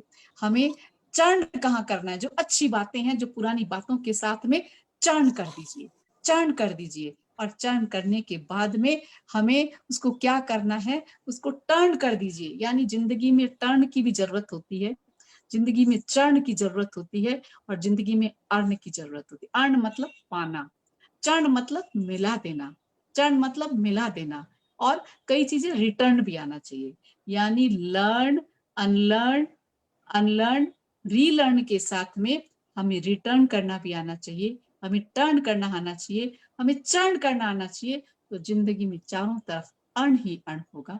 इन्हीं मंगल भावनाओं के साथ में दिवाली की आप सभी को हार्दिक शुभकामनाएं। आओ हम सब मिलकर जिए जिंदगी का वो उजाला, खुशहाली हो हर दिन में, हर जीवन में भर जाए खुशियों का उजाला, खुशियों का उजाला। इन्हीं मंगल भावों के साथ ओम अरहम। आओ मिलकर दीप जलाएं, आओ मिलकर दीप जलाएं, खुशियों की बांटे मचियारी, खुशियों की बांटे मिठाई, और हर घर प्रेम की पौध लगाएं, प्रेम की पौध लगाएं। ओम अरहम। अति सुंदर, बहुत सुंदर प्रशिक्षण। हमें लर्न के द्वारा सीखना है। दूसरों के लिए हम दीपक बनकर जलें, बूंद बनकर सहयोग करें, दूध मिश्री की तरह रिश्ते बनाएं, और मोबाइल से सीखें चेक करना, डिलीट करना, सेव करना और डिलीट करना। एक छोटे से मोबाइल का इतना बढ़िया उपयोग बताकर आपने हमें सब इतना अच्छा ज्ञान वर्धन किया है कि आपकी जितनी भी मैं तारीफ करूं वो कम है। बहुत सुंदर। इसीलिए तो कहते हैं कि आपको पुराने तो सुनते ही है, कोई नया भी एक बार सुन ले तो वो सोचता है मैं सूरजबाई को सुनते ही रहूं, सुनते ही रहूं। अति सुंदर।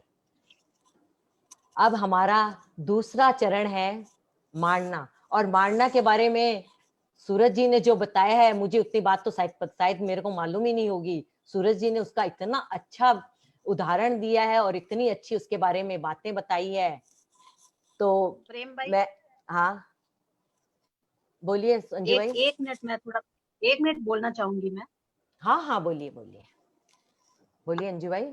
सूरज भाई, मैं आपका आभार व्यक्त करना चाहूंगी कि आज इतना सुंदर सेशन आपने दिया है, जो इतने ज्ञानवर्धन था। जिला मंडल की तरफ से आपका आभार व्यक्त करना चाहूंगी। और हमारे साथ मध्य कोलकाता के president, south Kolkata, south Howrah, उत्तर हावड़ा, सभी के मेंबर्स और प्रेसिडेंट हमारे साथ जुड़े हुए हैं, और बाली बेलूर के भी हमारे साथ जुड़े हुए हैं। तो मैं सभी का स्वागत और आभार व्यक्त करना चाहूंगी कि आज के इस कार्य में मैंने सबको भेजा था, तो सभी हमारे साथ जुड़े हैं, तो सबका स्वागत व आभार व्यक्त करना चाहूंगी। आगे प्रेम भाई, आगे बढ़े। ठीक है, हमारा प्रेम भाई। हाँ, हमारा दूसरा चरण है मारना। मारना प्रतियोगिता इस कंपटीशन की जज हैं श्रीमती सूरज जी बरड़िया, श्रीमती आशा जी बोथरा और श्रीमती रमन जी पटावरी। हमारे जज आशा जी बोथरा के लिए मैं कुछ कहना चाहती हूँ। कोई कोई शख्स इतना खास होता है, नजरों से दूर पर दिल के पास होता है, नजरों से दूर पर दिल के पास होता है। जब जब याद आती है इनकी, जब जब याद आती है इनकी, हर याद में अपनेपन का एहसास होता है, अपनेपन का एहसास होता है। ऐसी खास है हमारी आशा जी बोथरा, जो हर परिस्थिति में मुस्कुराती रहती है और सबको उत्साहित कर ऊंचाई की ओर बढ़ने की प्रेरणा देती रहती हैं और कदम से कदम मिलाकर साथ चलती हैं। पूर्वांचल महिला मंडल में आपका स्वागत और अभिनंदन करते हुए मैं आनंद की अनुभूति करती हूँ और आमंत्रित करती हूँ आशा जी को अपने भावों के साथ 2 शब्द कहें। आशा जी, आप 2 शब्द कहें हम लोगों के लिए।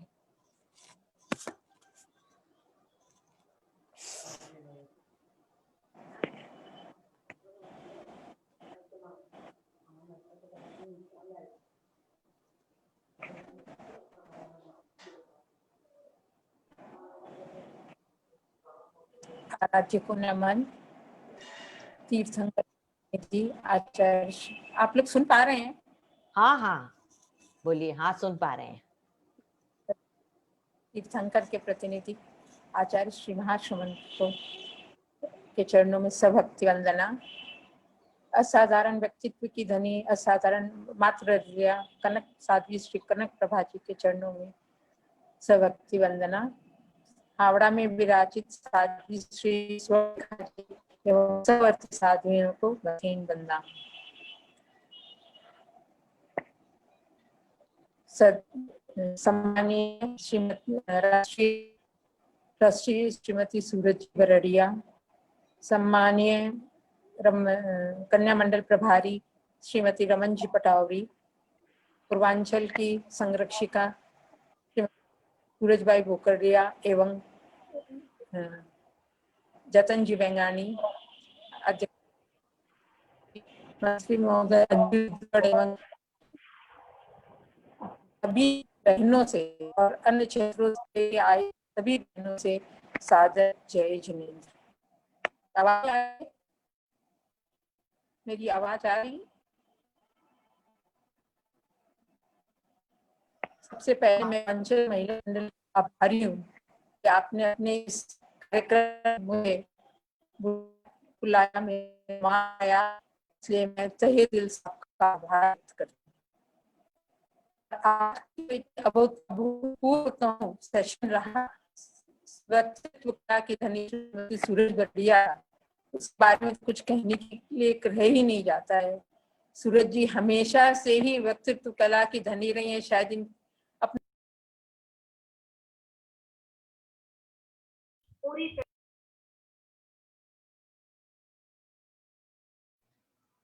आशा भाई, आपका आवाज नहीं आ रहा है, थोड़ा डिस्टरबेंस हो रहा है। आशा भाई,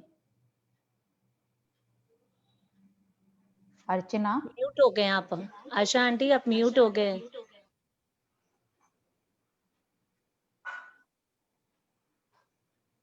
उनका नेटवर्क इशू भी लग रहा है, थोड़ा आवाज क्लियर नहीं आ रहा है ना। हाँ हाँ, थोड़ा नेटवर्क प्रॉब्लम दिखा रहा है यहाँ पर।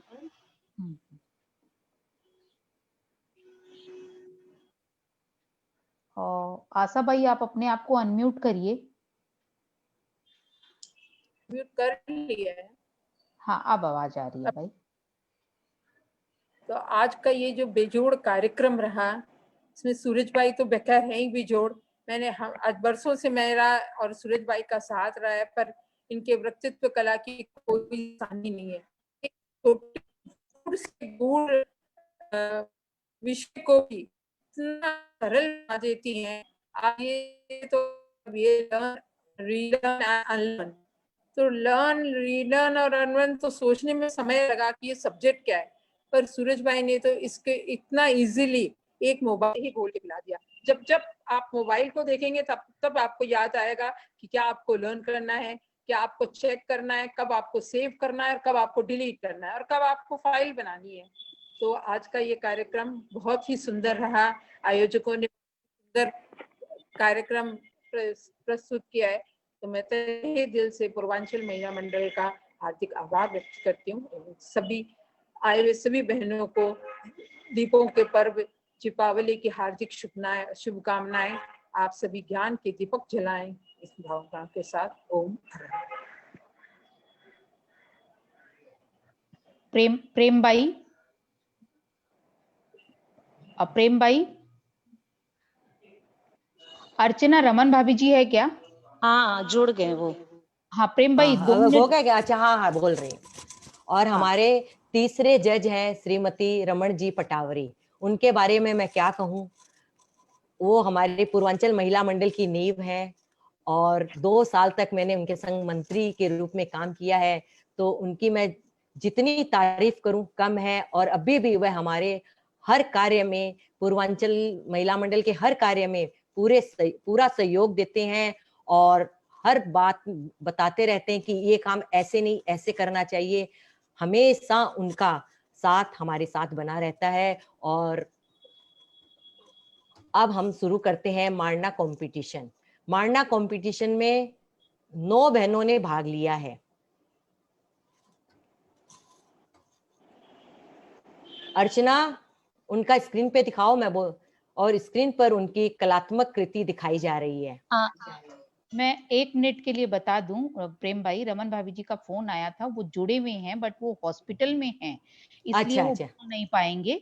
वो जुड़े हुए हैं और शायद निर्णय आप लोग तीनों ने कर लिया है, तो और मैं उसको सोची उनको बाद ये निर्णय होने के बाद उनका बोलने का दे देती। नहीं, उनका फोन आ गया है कि वो अच्छा बोल ठीक है, पाएंगे, वो हॉस्पिटल में। ठीक है, ठीक। अब स्क्रीन शेयरिंग कर लो अर्चना।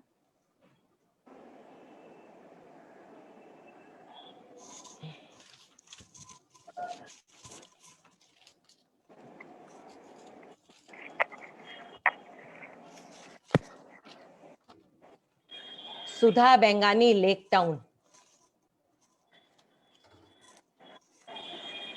Lake Town junior. Sudha Bengani, Lake Town junior.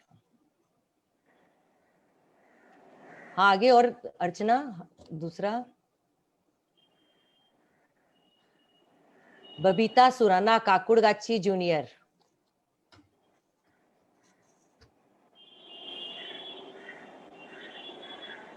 Bindu Bothra, बागुहाटी।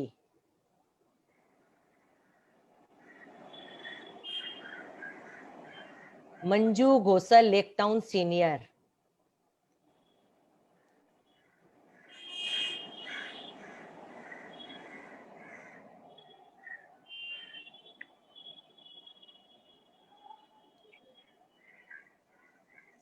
पूजा दुग्गड़, काकुड़गाछी जूनियर।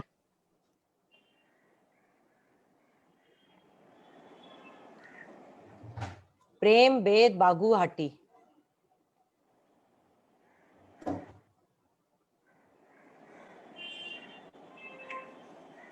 मंजू श्री कोचर, बागुईहाटी।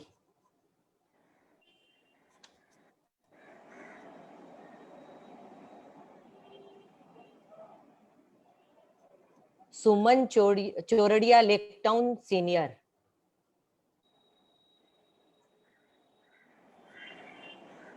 मधु डागा, सॉल्ट लेक।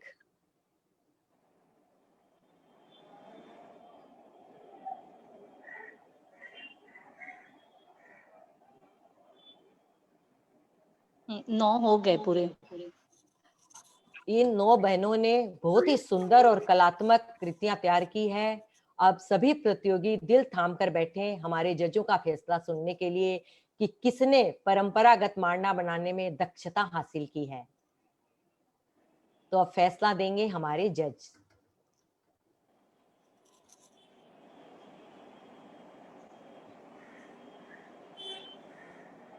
हमारे रमन जी पटावरी अगर यहाँ जुड़ गए हैं तो मैं निवेदन करूंगी कि वो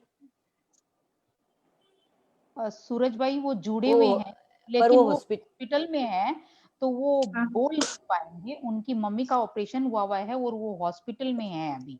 वो जुड़े हुए हैं, वो सुन रहे हैं अपने को। अच्छा,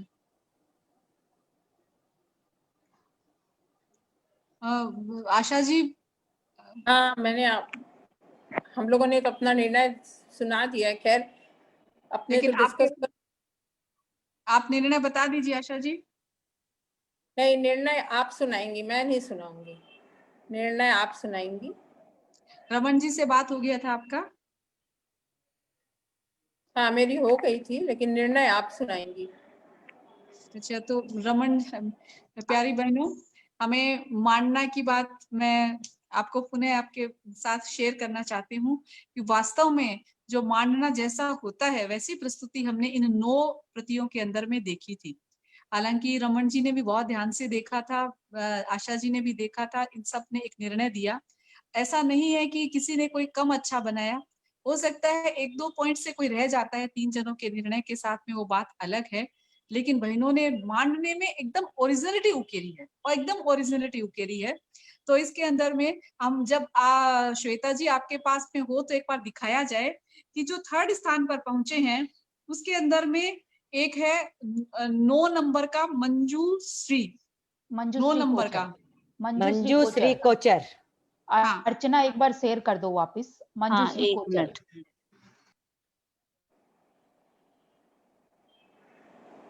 नहीं, नहीं, ये मंजूश्री नहीं है, कोचर। ये तो मधु डागा का है। 1 मिनट। हाँ ठीक है। हाँ, अब सही है। देखिए इसके अंदर उन्होंने एकदम ओरिजिनल चीजें मतलब उकेरी है। जो गिद्दी और पाटा होता था, जो गेड़िया होता था, यानी जिसने भी बनाया है उसने पुराने मांडने अपने देखे हैं अपने घरों में, दादा दादी के बनाते हुए उन्होंने देखे हैं, तो उन्होंने उकेरा है। मैं उनको साधुवाद देना चाहूंगी और इनको 3rd स्थान से नवाजा जा रहा है हमारे जजेस के निर्णय के हिसाब से। ये हमारे बागुहट्टी की संयोजिका है शाखा की। अच्छा, अब एक बार हमें 3 नंबर भी दिखाया जाए। एक बार नाम बोलिए ना सूरज भाई, 3 नंबर का। 3 नंबर का नाम नहीं है मेरे पास में।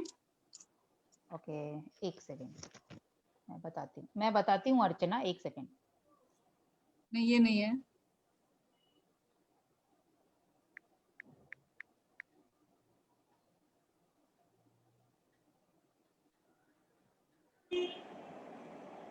इस बहाने बहने देख भी लेंगी सब।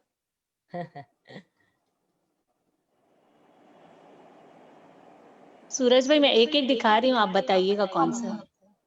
3 नंबर है मंजू घोषल, एक बार देखो। यही है। यही है सूरज भाई। हाँ, मंजू भाई घोषल है। इन्होंने भी जो बनाया है, हालांकि इन्होंने हमें कंसोलेशन प्राइज ही कह सकते हैं इसको, चौथा प्राइज कह सकते हैं, लेकिन मैं बताना, मुझे नहीं मालूम था किसका है। लेकिन इसमें ओरिजिनल जो मांडना होता था झोपड़ियों के अंदर में, जो गांवों के अंदर होता था, उस मांडने को इन्होंने उकेरने की कोशिश की है। वास्तव में बहुत अच्छा है। तो इनको कंसोलेशन प्राइज, जिसको 4th प्राइज कह सकते हैं, तो वो ये प्राइज हमने इसके लिए सेलेक्ट किया था। इसमें ओरिजिनल जो मांडना होता है, जो दीवारों पे भी किया जाता था और जमीन पर भी किया जाता था, उसके साथ में अब हमें जिनको हमने मतलब सेलेक्ट किया था कंसोलेशन प्राइज के लिए, और 9 नंबर को सिलेक्ट किया था 3rd प्राइज के लिए। ओके। 2 है प्रेम वैद और मधु डागा, इनको 2nd प्राइज से नवाजा जा रहा है। प्रेम वैद एंड मधु डागा। प्रेम वैद बागुईहट्टी और मधु डागा सॉल्ट लेक। ओम आराम।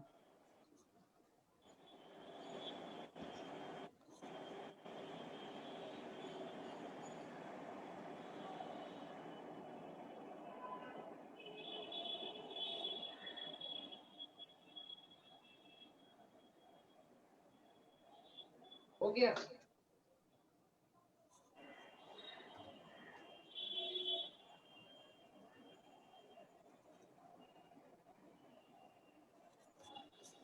भाभी ये मधु डागा जी का है। हाँ, ये मधु डागा का है। हाँ। ये 2nd में है।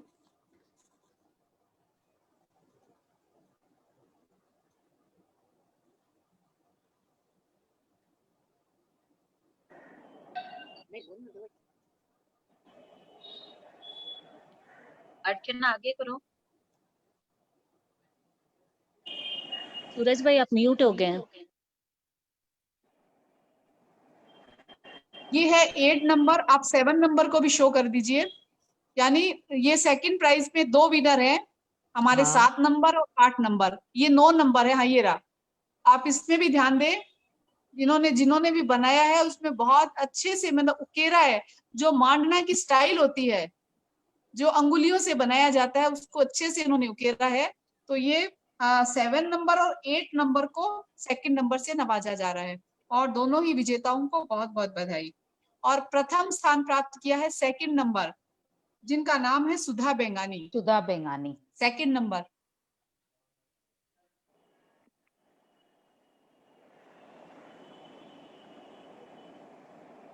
यही है। हाँ, हाँ, इसमें ये बहुत सफाई से बनाया गया है। मतलब रियल में जो मांडना का जो कलात्मकता है उसको बहुत अच्छे से, बहुत सफाई से, और पूरी एक एक चीज इतनी महीन होने के बाद भी बहुत सफाई से, बहुत सुंदर और स्पष्ट है और एकदम ओरिजिनल मांडना को इन्होंने उकेरा है। तो सुधा जी बेंगानी को प्रथम स्थान, 7, 8 नंबर प्रेम बैद और मधु डागा को सेकंड स्थान, और थर्ड नंबर है मंजूश्री, जिन्होंने चौकी पाटा और वो सब जो पुराने जो अपने चित्र होते थे उनको उकेरा है। और बाकी सब बहनों को कॉन्सोलेशन प्राइज, और एक जो 3 नंबर था, क्योंकि वो गाँवों के अंदर में जो दीवारों पे बनता था उसको मानना था, तो हमने उसको भी एक प्रोत्साहन के रूप में रखा है। और बाकी सारे जो भी हैं प्राइज, मतलब जो भी मानना आए हैं, उसमें ओरिजिनलिटी उभर रही है, बहनों ने मेहनत की है। तो जिन बहनों ने भी मेहनत की है, भाग लेने वाले सभी हमारी कार्यकर्ता बहनों को हार्दिक साधुवाद, हार्दिक बधाई। ओम आराम।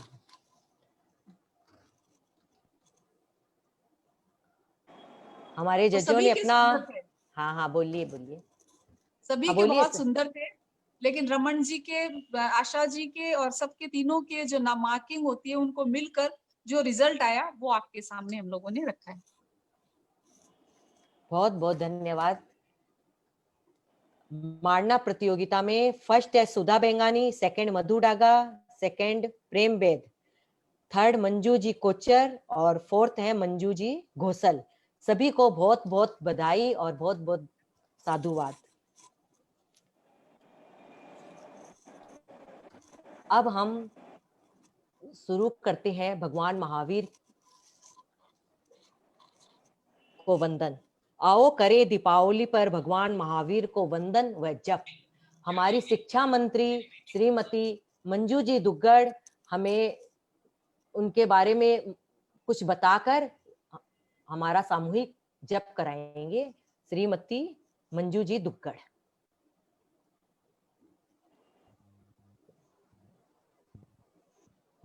मंजू भाई।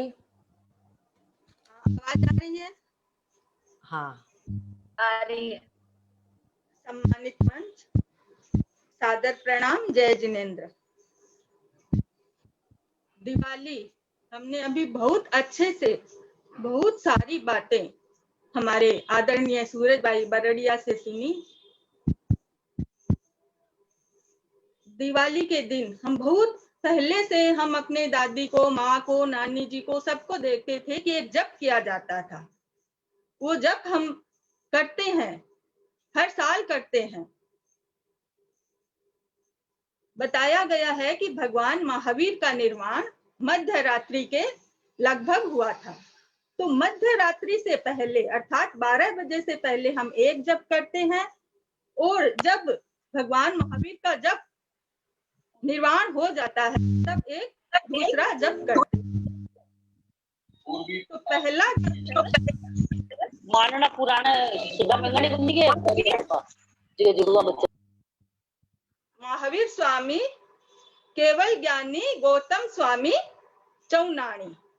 तो इस जप में बताया गया है कि मध्य रात्रि तक भगवान महावीर जो थे वो केवल ज्ञानी थे, और मध्य रात्रि के बाद उन्होंने जो अपना लक्ष्य था मोक्ष प्राप्त करने का, वो मोक्ष प्राप्त कर लिया, निर्वाण प्राप्त कर लिया। तो उसके बाद वहां तक गौतम स्वामी जो थे वो 4 ज्ञान के धनी थे, मति ज्ञान, श्रुत ज्ञान, अवधि ज्ञान और मन परिवव ज्ञान। तो गौतम स्वामी को चौनाणी बताया गया है। जो ही भगवान महावीर मोक्ष पधार जाते हैं, उसके बाद जो गौतम स्वामी को इतने दिन तक केवल ज्ञान प्राप्त नहीं हो रहा था, इतने साधुओं को गौतम स्वामी ने दीक्षा दी, वो सब केवल ज्ञानी हो गए, लेकिन कुछ एक ऐसा राग, ऐसा मोह भगवान महावीर के प्रति गौतम स्वामी को था कि उनको केवल ज्ञान नहीं प्राप्त हो रहा था, और वो केवल ज्ञान उन्हें प्राप्त हुआ भगवान के परिनिर्वाण के बाद। जो ही गौतम स्वामी को भगवान महावीर जानते थे, अपने निर्वाण के समय उन्हें पहले ही देव शर्मा को समझाने के लिए भेज दिया था। जो ही भगवान के मोक्ष पधारने की बात गौतम स्वामी ने सुनी, गौतम स्वामी तुरंत आए और भगवान महावीर के देह को देखकर एकदम मोहाकुल हो गए, मूर्छित हो गए। लेकिन जो ही उनकी मूर्छा टूटी और उन्होंने देखा कि अरे मैं ये क्या कर रहा हूं, जिस लक्ष्य को प्राप्त करने के लिए भगवान ने जो कष्ट सहन किए, और आज भगवान ने वो लक्ष्य प्राप्त कर लिया है, और मैं ये कर रहा हूं, मैं राग कर रहा हूं, मैं मोह कर रहा हूं, और उनकी भावना इतनी केवल ज्ञान उसके पहुंचा निर्वाण, गौतम स्वामी पाम्या केवल ज्ञान। 5 मिनट में दोनों जप आप लोग करवा देती हूँ। ये दोनों जप हमें दिवाली के दिन मध्य रात्रि तक पहला जप और मध्य रात्रि के बाद दूसरा जप करना है। पहला महावीर स्वामी गौतम स्वामी चौनी, महावीर स्वामी ज्ञानी गौतम स्वामी चौनानी, महावीर स्वामी केवल ज्ञानी गौतम स्वामी।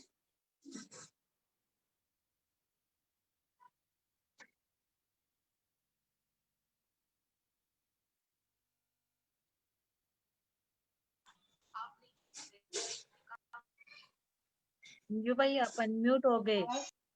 आवाज नहीं आ रही है मंजू भाई। कैसे म्यूट हो गई? बात सुन गई क्या कि नहीं सुनी थी कुछ भी? नहीं, बात सुन गई थी। अभी बंद हुआ था आंटी, आप स्टार्ट कर दीजिए। स्टार्ट करते हैं। जो 12 बजे पहले का जप करना है वो मैं स्टार्ट कर रही हूँ। महावीर स्वामी ज्ञानी गौतम स्वामी चौनानी, महावीर स्वामी केवल ज्ञानी गौतम स्वामी चौनानी, महावीर स्वामी केवल ज्ञानी गौतम स्वामी चौनानी, महावीर स्वामी केवल ज्ञानी गौतम स्वामी चौनानी, महावीर स्वामी केवल ज्ञानी गौतम स्वामी चौनानी, महावीर स्वामी केवल ज्ञानी गौतम स्वामी चौनानी, महावीर स्वामी केवल ज्ञानी गौतम स्वामी चौनानी, महावीर स्वामी केवल ज्ञानी गौतम स्वामी चौनानी, महावीर स्वामी केवल ज्ञानी गौतम स्वामी चौनानी,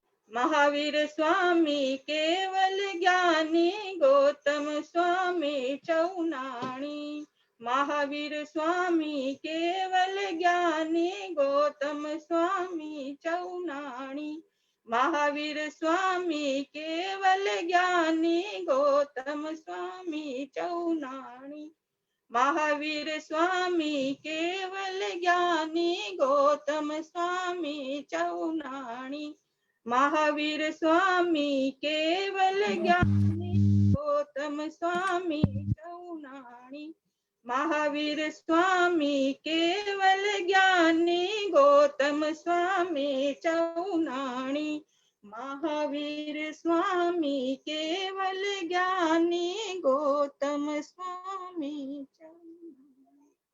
अब जो 12 बजे के बाद जो जाप करना है, थोड़ा सा हम वो कर लेते हैं।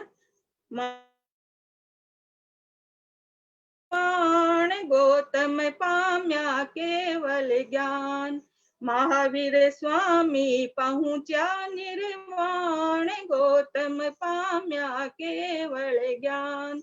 महावीर स्वामी पहुंचा निर्वाण, गौतम पाम्या केवल ज्ञान। महावीर स्वामी पहुंचा निर्वाण, गौतम पाम्या केवल ज्ञान। महावीर स्वामी पहुंचा निर्वाण, गौतम पाम्या केवल ज्ञान। महावीर स्वामी पहुंचा निर्वाण, गौतम पाम्या केवल ज्ञान। महावीर स्वामी पहुंचा निर्वाण, गौतम पाम्या केवल ज्ञान।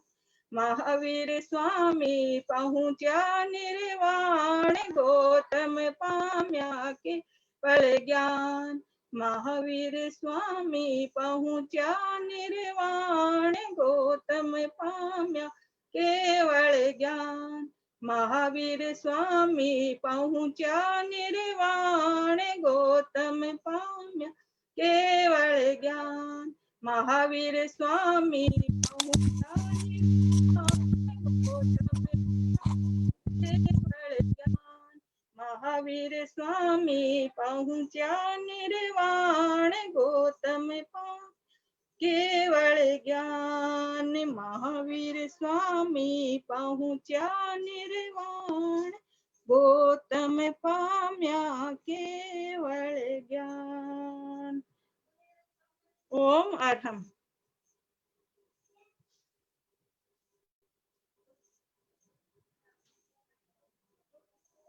प्रेम भाई आवाज नहीं आ रही है? अब आ रही है, अब आ रही है। हाँ आ रही है।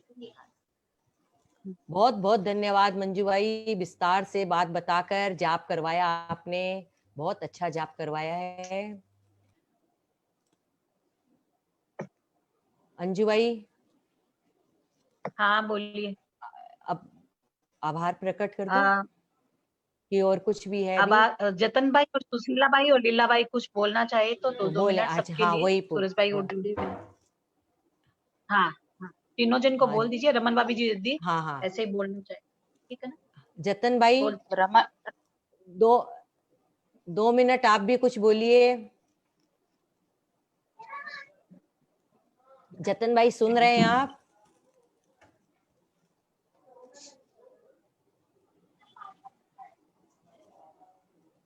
जतन भाई, अर्चना जतन भाई देखो है क्या? हाँ है, अनम्यूट हो गए वो, आप बोलिए अच्छा, आंटी। अच्छा अच्छा। हाँ जतन भाई सुन रहे हैं आप? आंटी आपका माइक ऑन है, आप बोल सकते हैं।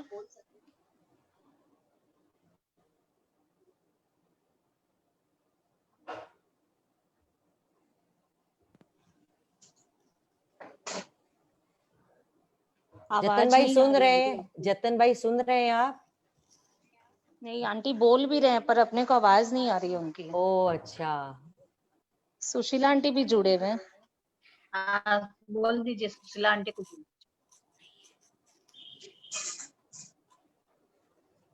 सुशीला भाई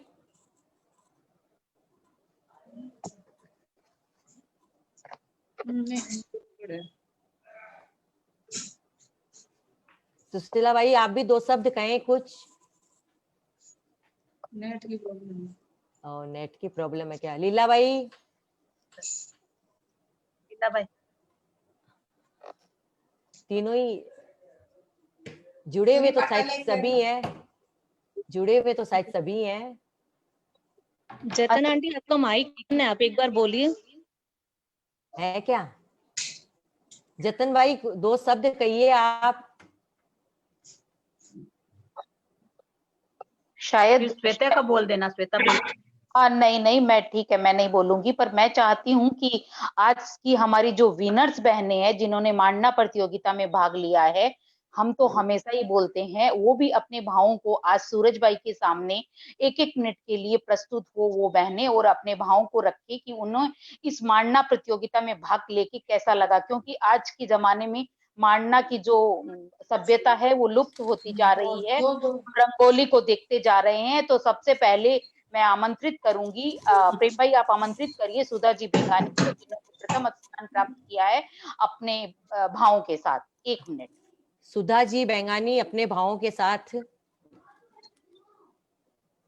मैं आमंत्रित करती हूँ सुधा जी बेंगानी को अपने भावों के साथ। सुधा जी बोलिए। उसके बाद जो सेकंड पे है वो तैयार वो है रहें। सेकंड पे है ना जुड़ रही है, उसका श्रीमती, कॉल आया था इतने में। मंजू भाई कोचर आप बोलिए। हाँ हाँ अच्छा जो भी मंजू भाई है। कोचर, हाँ मंजू भाई कोचर आप बोलिए।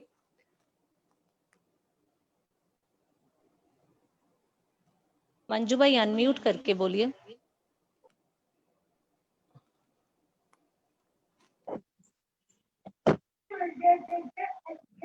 आवाज नहीं आ रही है मंजू भाई आपकी। मैं बोल दी क्या? हाँ आप बोलिए मंजू भाई गोसल, आप अपने भाव व्यक्त कीजिए। आज बहुत की अच्छा कार्यशाला बहुत अच्छी लगी। बोलूं? बोल दूं क्या? हाँ सुनी जाए तो? हाँ हाँ हाँ आवाज सुन आ रही रहा है है, क्या मेरी? आ रही है मंजू सूरज भाई भाई से बोलिए। सुन के आज सूरज भाई से सुन के दादी नानी की बातें याद आ गई और आंखों में पानी भी आ गया मेरे, जैसे कि पहले ये सब मानने मेरे बहुत मानने हैं उनके साथ, और 1 साल तक चलता था वो मानना। वापिस वो वहाँ आंगने धोते नहीं थे, इतने सफाई नहीं होती थी, तो बीच का आंगना यदि सफाई करते ना तो बोलते इसमें साफी मत देना, इसको साफ मत करना, ये रहने दो। और आजकल तो 4 दिन भी नहीं चलते हैं, ये बात है। तो बहुत अच्छा लगा, और मैंने तो थोड़ी सी, मेरे को ध्यान भी नहीं था, ऐसे ही थोड़ा सा कर लिया। बहुत बहुत धन्यवाद, मेरे को आपने कोई भी नंबर दिया वो बात नहीं है, पर अच्छा लगा। नहीं बहुत अच्छा होती किया। जाएगी। हाँ बहुत अच्छा लगा सबका। सूरज भाई थाने बहुत दिन सुन, बहुत अच्छा लग्यो, बहुत अच्छा लग्यो सूरज भाई थाको सुन। जय जितेंद्र, प्रणाम। हाय अर्चना। हाँ हाँ सुधा बोलो। सुधा बहुत अच्छा बनाई है। नहीं सब बहनों ने बहुत सभी अच्छा का अच्छा बना है, सभी ने बहुत अच्छा बनाया है। देखिए फर्स्ट सेकंड तो करना पड़ता है, लेकिन बनाया सबने ही बहुत अच्छा है। सुधा जुड़ गई है, सुधा तुम बोलो। हाय अर्चना। हाँ तुम्हारा फर्स्ट आया है। हाँ मुझे अभी पता चला तुमने कॉल किया था। Congratulation. I am so sorry, मैं ज्वाइन नहीं करी आज, एक्चुअली अभी प्रेशर ध्यान का क्लास था इसके लिए। Thank you so much and thank you too hi Anju. ये तुमने जो बनाया उसके लिए अपने जो तुम्हारे अंदर भाव आए वो भाव अपने व्यक्त करो।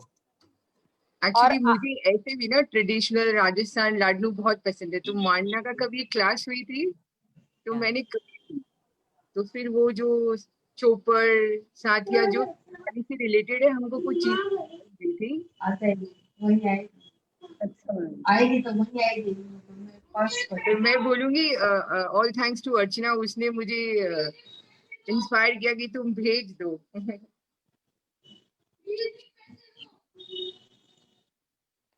कॉन्ग्रेचुलेशन सुधा। और आप कर अच्छा भावनाओं का ऐसा है, जितना सुंदर चाहे वो आपका है मन है, घर जितना सुंदर सजाओगे सारी चीजें उतनी अच्छी लगेगी। जो ऑपरेट करने से भी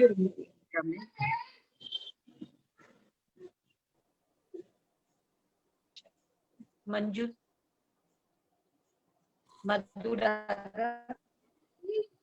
अब मैं आमंत्रित करती हूँ अपने भावों के साथ मधु जी डागा को। सुरीला भाई कुछ कहना चाहते हैं? हाँ सुरीला भाई बोलिए, क्या कह रहे हैं आप? अच्छा मैं बागवटी की ओर से बोल रही हूँ। हमारे यहाँ से 3 पार्टिसिपेंट लिए थे। 3 में से 2 विनर रहे हैं, तो बहुत खुशी की बात है ये। अच्छा ये प्रेम जो वैद है वो कभी भी पार्टिसिपेंट नहीं लिए। डॉक्टर ललित की वाइफ, डॉक्टर ललित जी का जो सेशन हुआ था उनकी वाइफ है ये, तो उनका सेशन देख के ये फर्स्ट टाइम पार्टिसिपेंट की है। ओम आराम। इसीलिए बहुत ज्यादा खुशी हो रहा है कि वो फर्स्ट टाइम पार्टिसिपेंट लिया, फर्स्ट टाइम वो सेकंड विनर हो गई, और ललित जी का देख के वो पार्टिसिपेंट की है। ओम आराम। चलिए मधु जी डागा बोलिए। आवाज आ रही है? हाँ आ रही है, बोलो बोलो। सादर जय जिनेंद्र। आज का जो प्रोग्राम देख के मुझे सबका बहुत अच्छा लगा। मुझे इस कंपटीशन में भाग लेने के लिए जो आप सबने मुझे इस कंपटीशन में भाग लेने आप लोगों ने जो सराहा है, इसके लिए मैं बयान नहीं कर सकती। मैं आप सबके बहुत आभार व्यक्त करती हूँ। इससे मैंने इस कंपटीशन में इस रंगोली में मैंने पेपर क्विलिंग या नए मॉडर्न तरीके से थोड़ा सा बनाया है, आज के मॉडर्न जमाने के हिसाब से। मुझे सेकंड प्राइज देकर आप लोगों ने विनर बनाया, इसलिए मुझे बहुत खुशी हो रही है। मुझे इतना बोलना नहीं आता, इसीलिए बता रही हूँ। और सूरज भाई ने तो बहुत ही अच्छा बताया सब, मतलब अपने ये मोबाइल के बारे में। और इस कंपटीशन में जो भी फर्स्ट सेकंड थर्ड आई, मैं सबका सेकंड तो आप ही आए हैं, सेकंड तो आप ही आए हैं। एक और है ना, एक हाँ, और है, एक और है एक और है ना, प्रेम भाई बैद बागुहाटी के, डॉक्टर ललित जी बैद की वाइफ। सबसे खास चीज है स्टोन है, पेपर क्विलिंग है, माटी है, चूना है, क्ले है, सब चीज है, मतलब सारी चीज कर दिया है इसमें। और ये ट्रांसपेरेंट पेपर भी है, इसे उठाकर हम लोग वापस भी यूज कर सकते हैं, रख सकते हैं। हर मतलब त्योहार में कुछ अलग अलग रूप में इसको देख करके अपने लोग यूज कर सकते हैं। मधुबाई, भावों के लिए भाव व्यक्त करने के लिए बहुत बहुत धन्यवाद। अब मैं आमंत्रित करती हूँ प्रेम भाई बैद को, जो सेकंड आए हैं। प्रेम भाई वो नहीं है, उनके बारे में मैं बोल दी थी। अच्छा, वो नहीं है क्या? अच्छा, वो नहीं है। ठीक है। तो फर्स्ट सेकंड थर्ड और फोर्थ आए हुए सभी प्रतियोगियों के लिए बहुत बहुत धन्यवाद, बहुत बहुत आभार। बोलिए सरला भाई। और इस प्रतियोगिता में भाग लेने वाली सभी बहनों ने बहुत मेहनत की है, सूरज भाई ने बताया। पर वो जजेस करना कितना मुश्किल होता है, वो तो जो जज करते हैं वही समझ पाते हैं, क्योंकि जजेस इतनी सुंदर प्रस्तुतियां रहती है और उनको जज करना एक बहुत बड़ा चैलेंज रहता है। सूरज भाई ने और रमन भाभी जी ने और आशा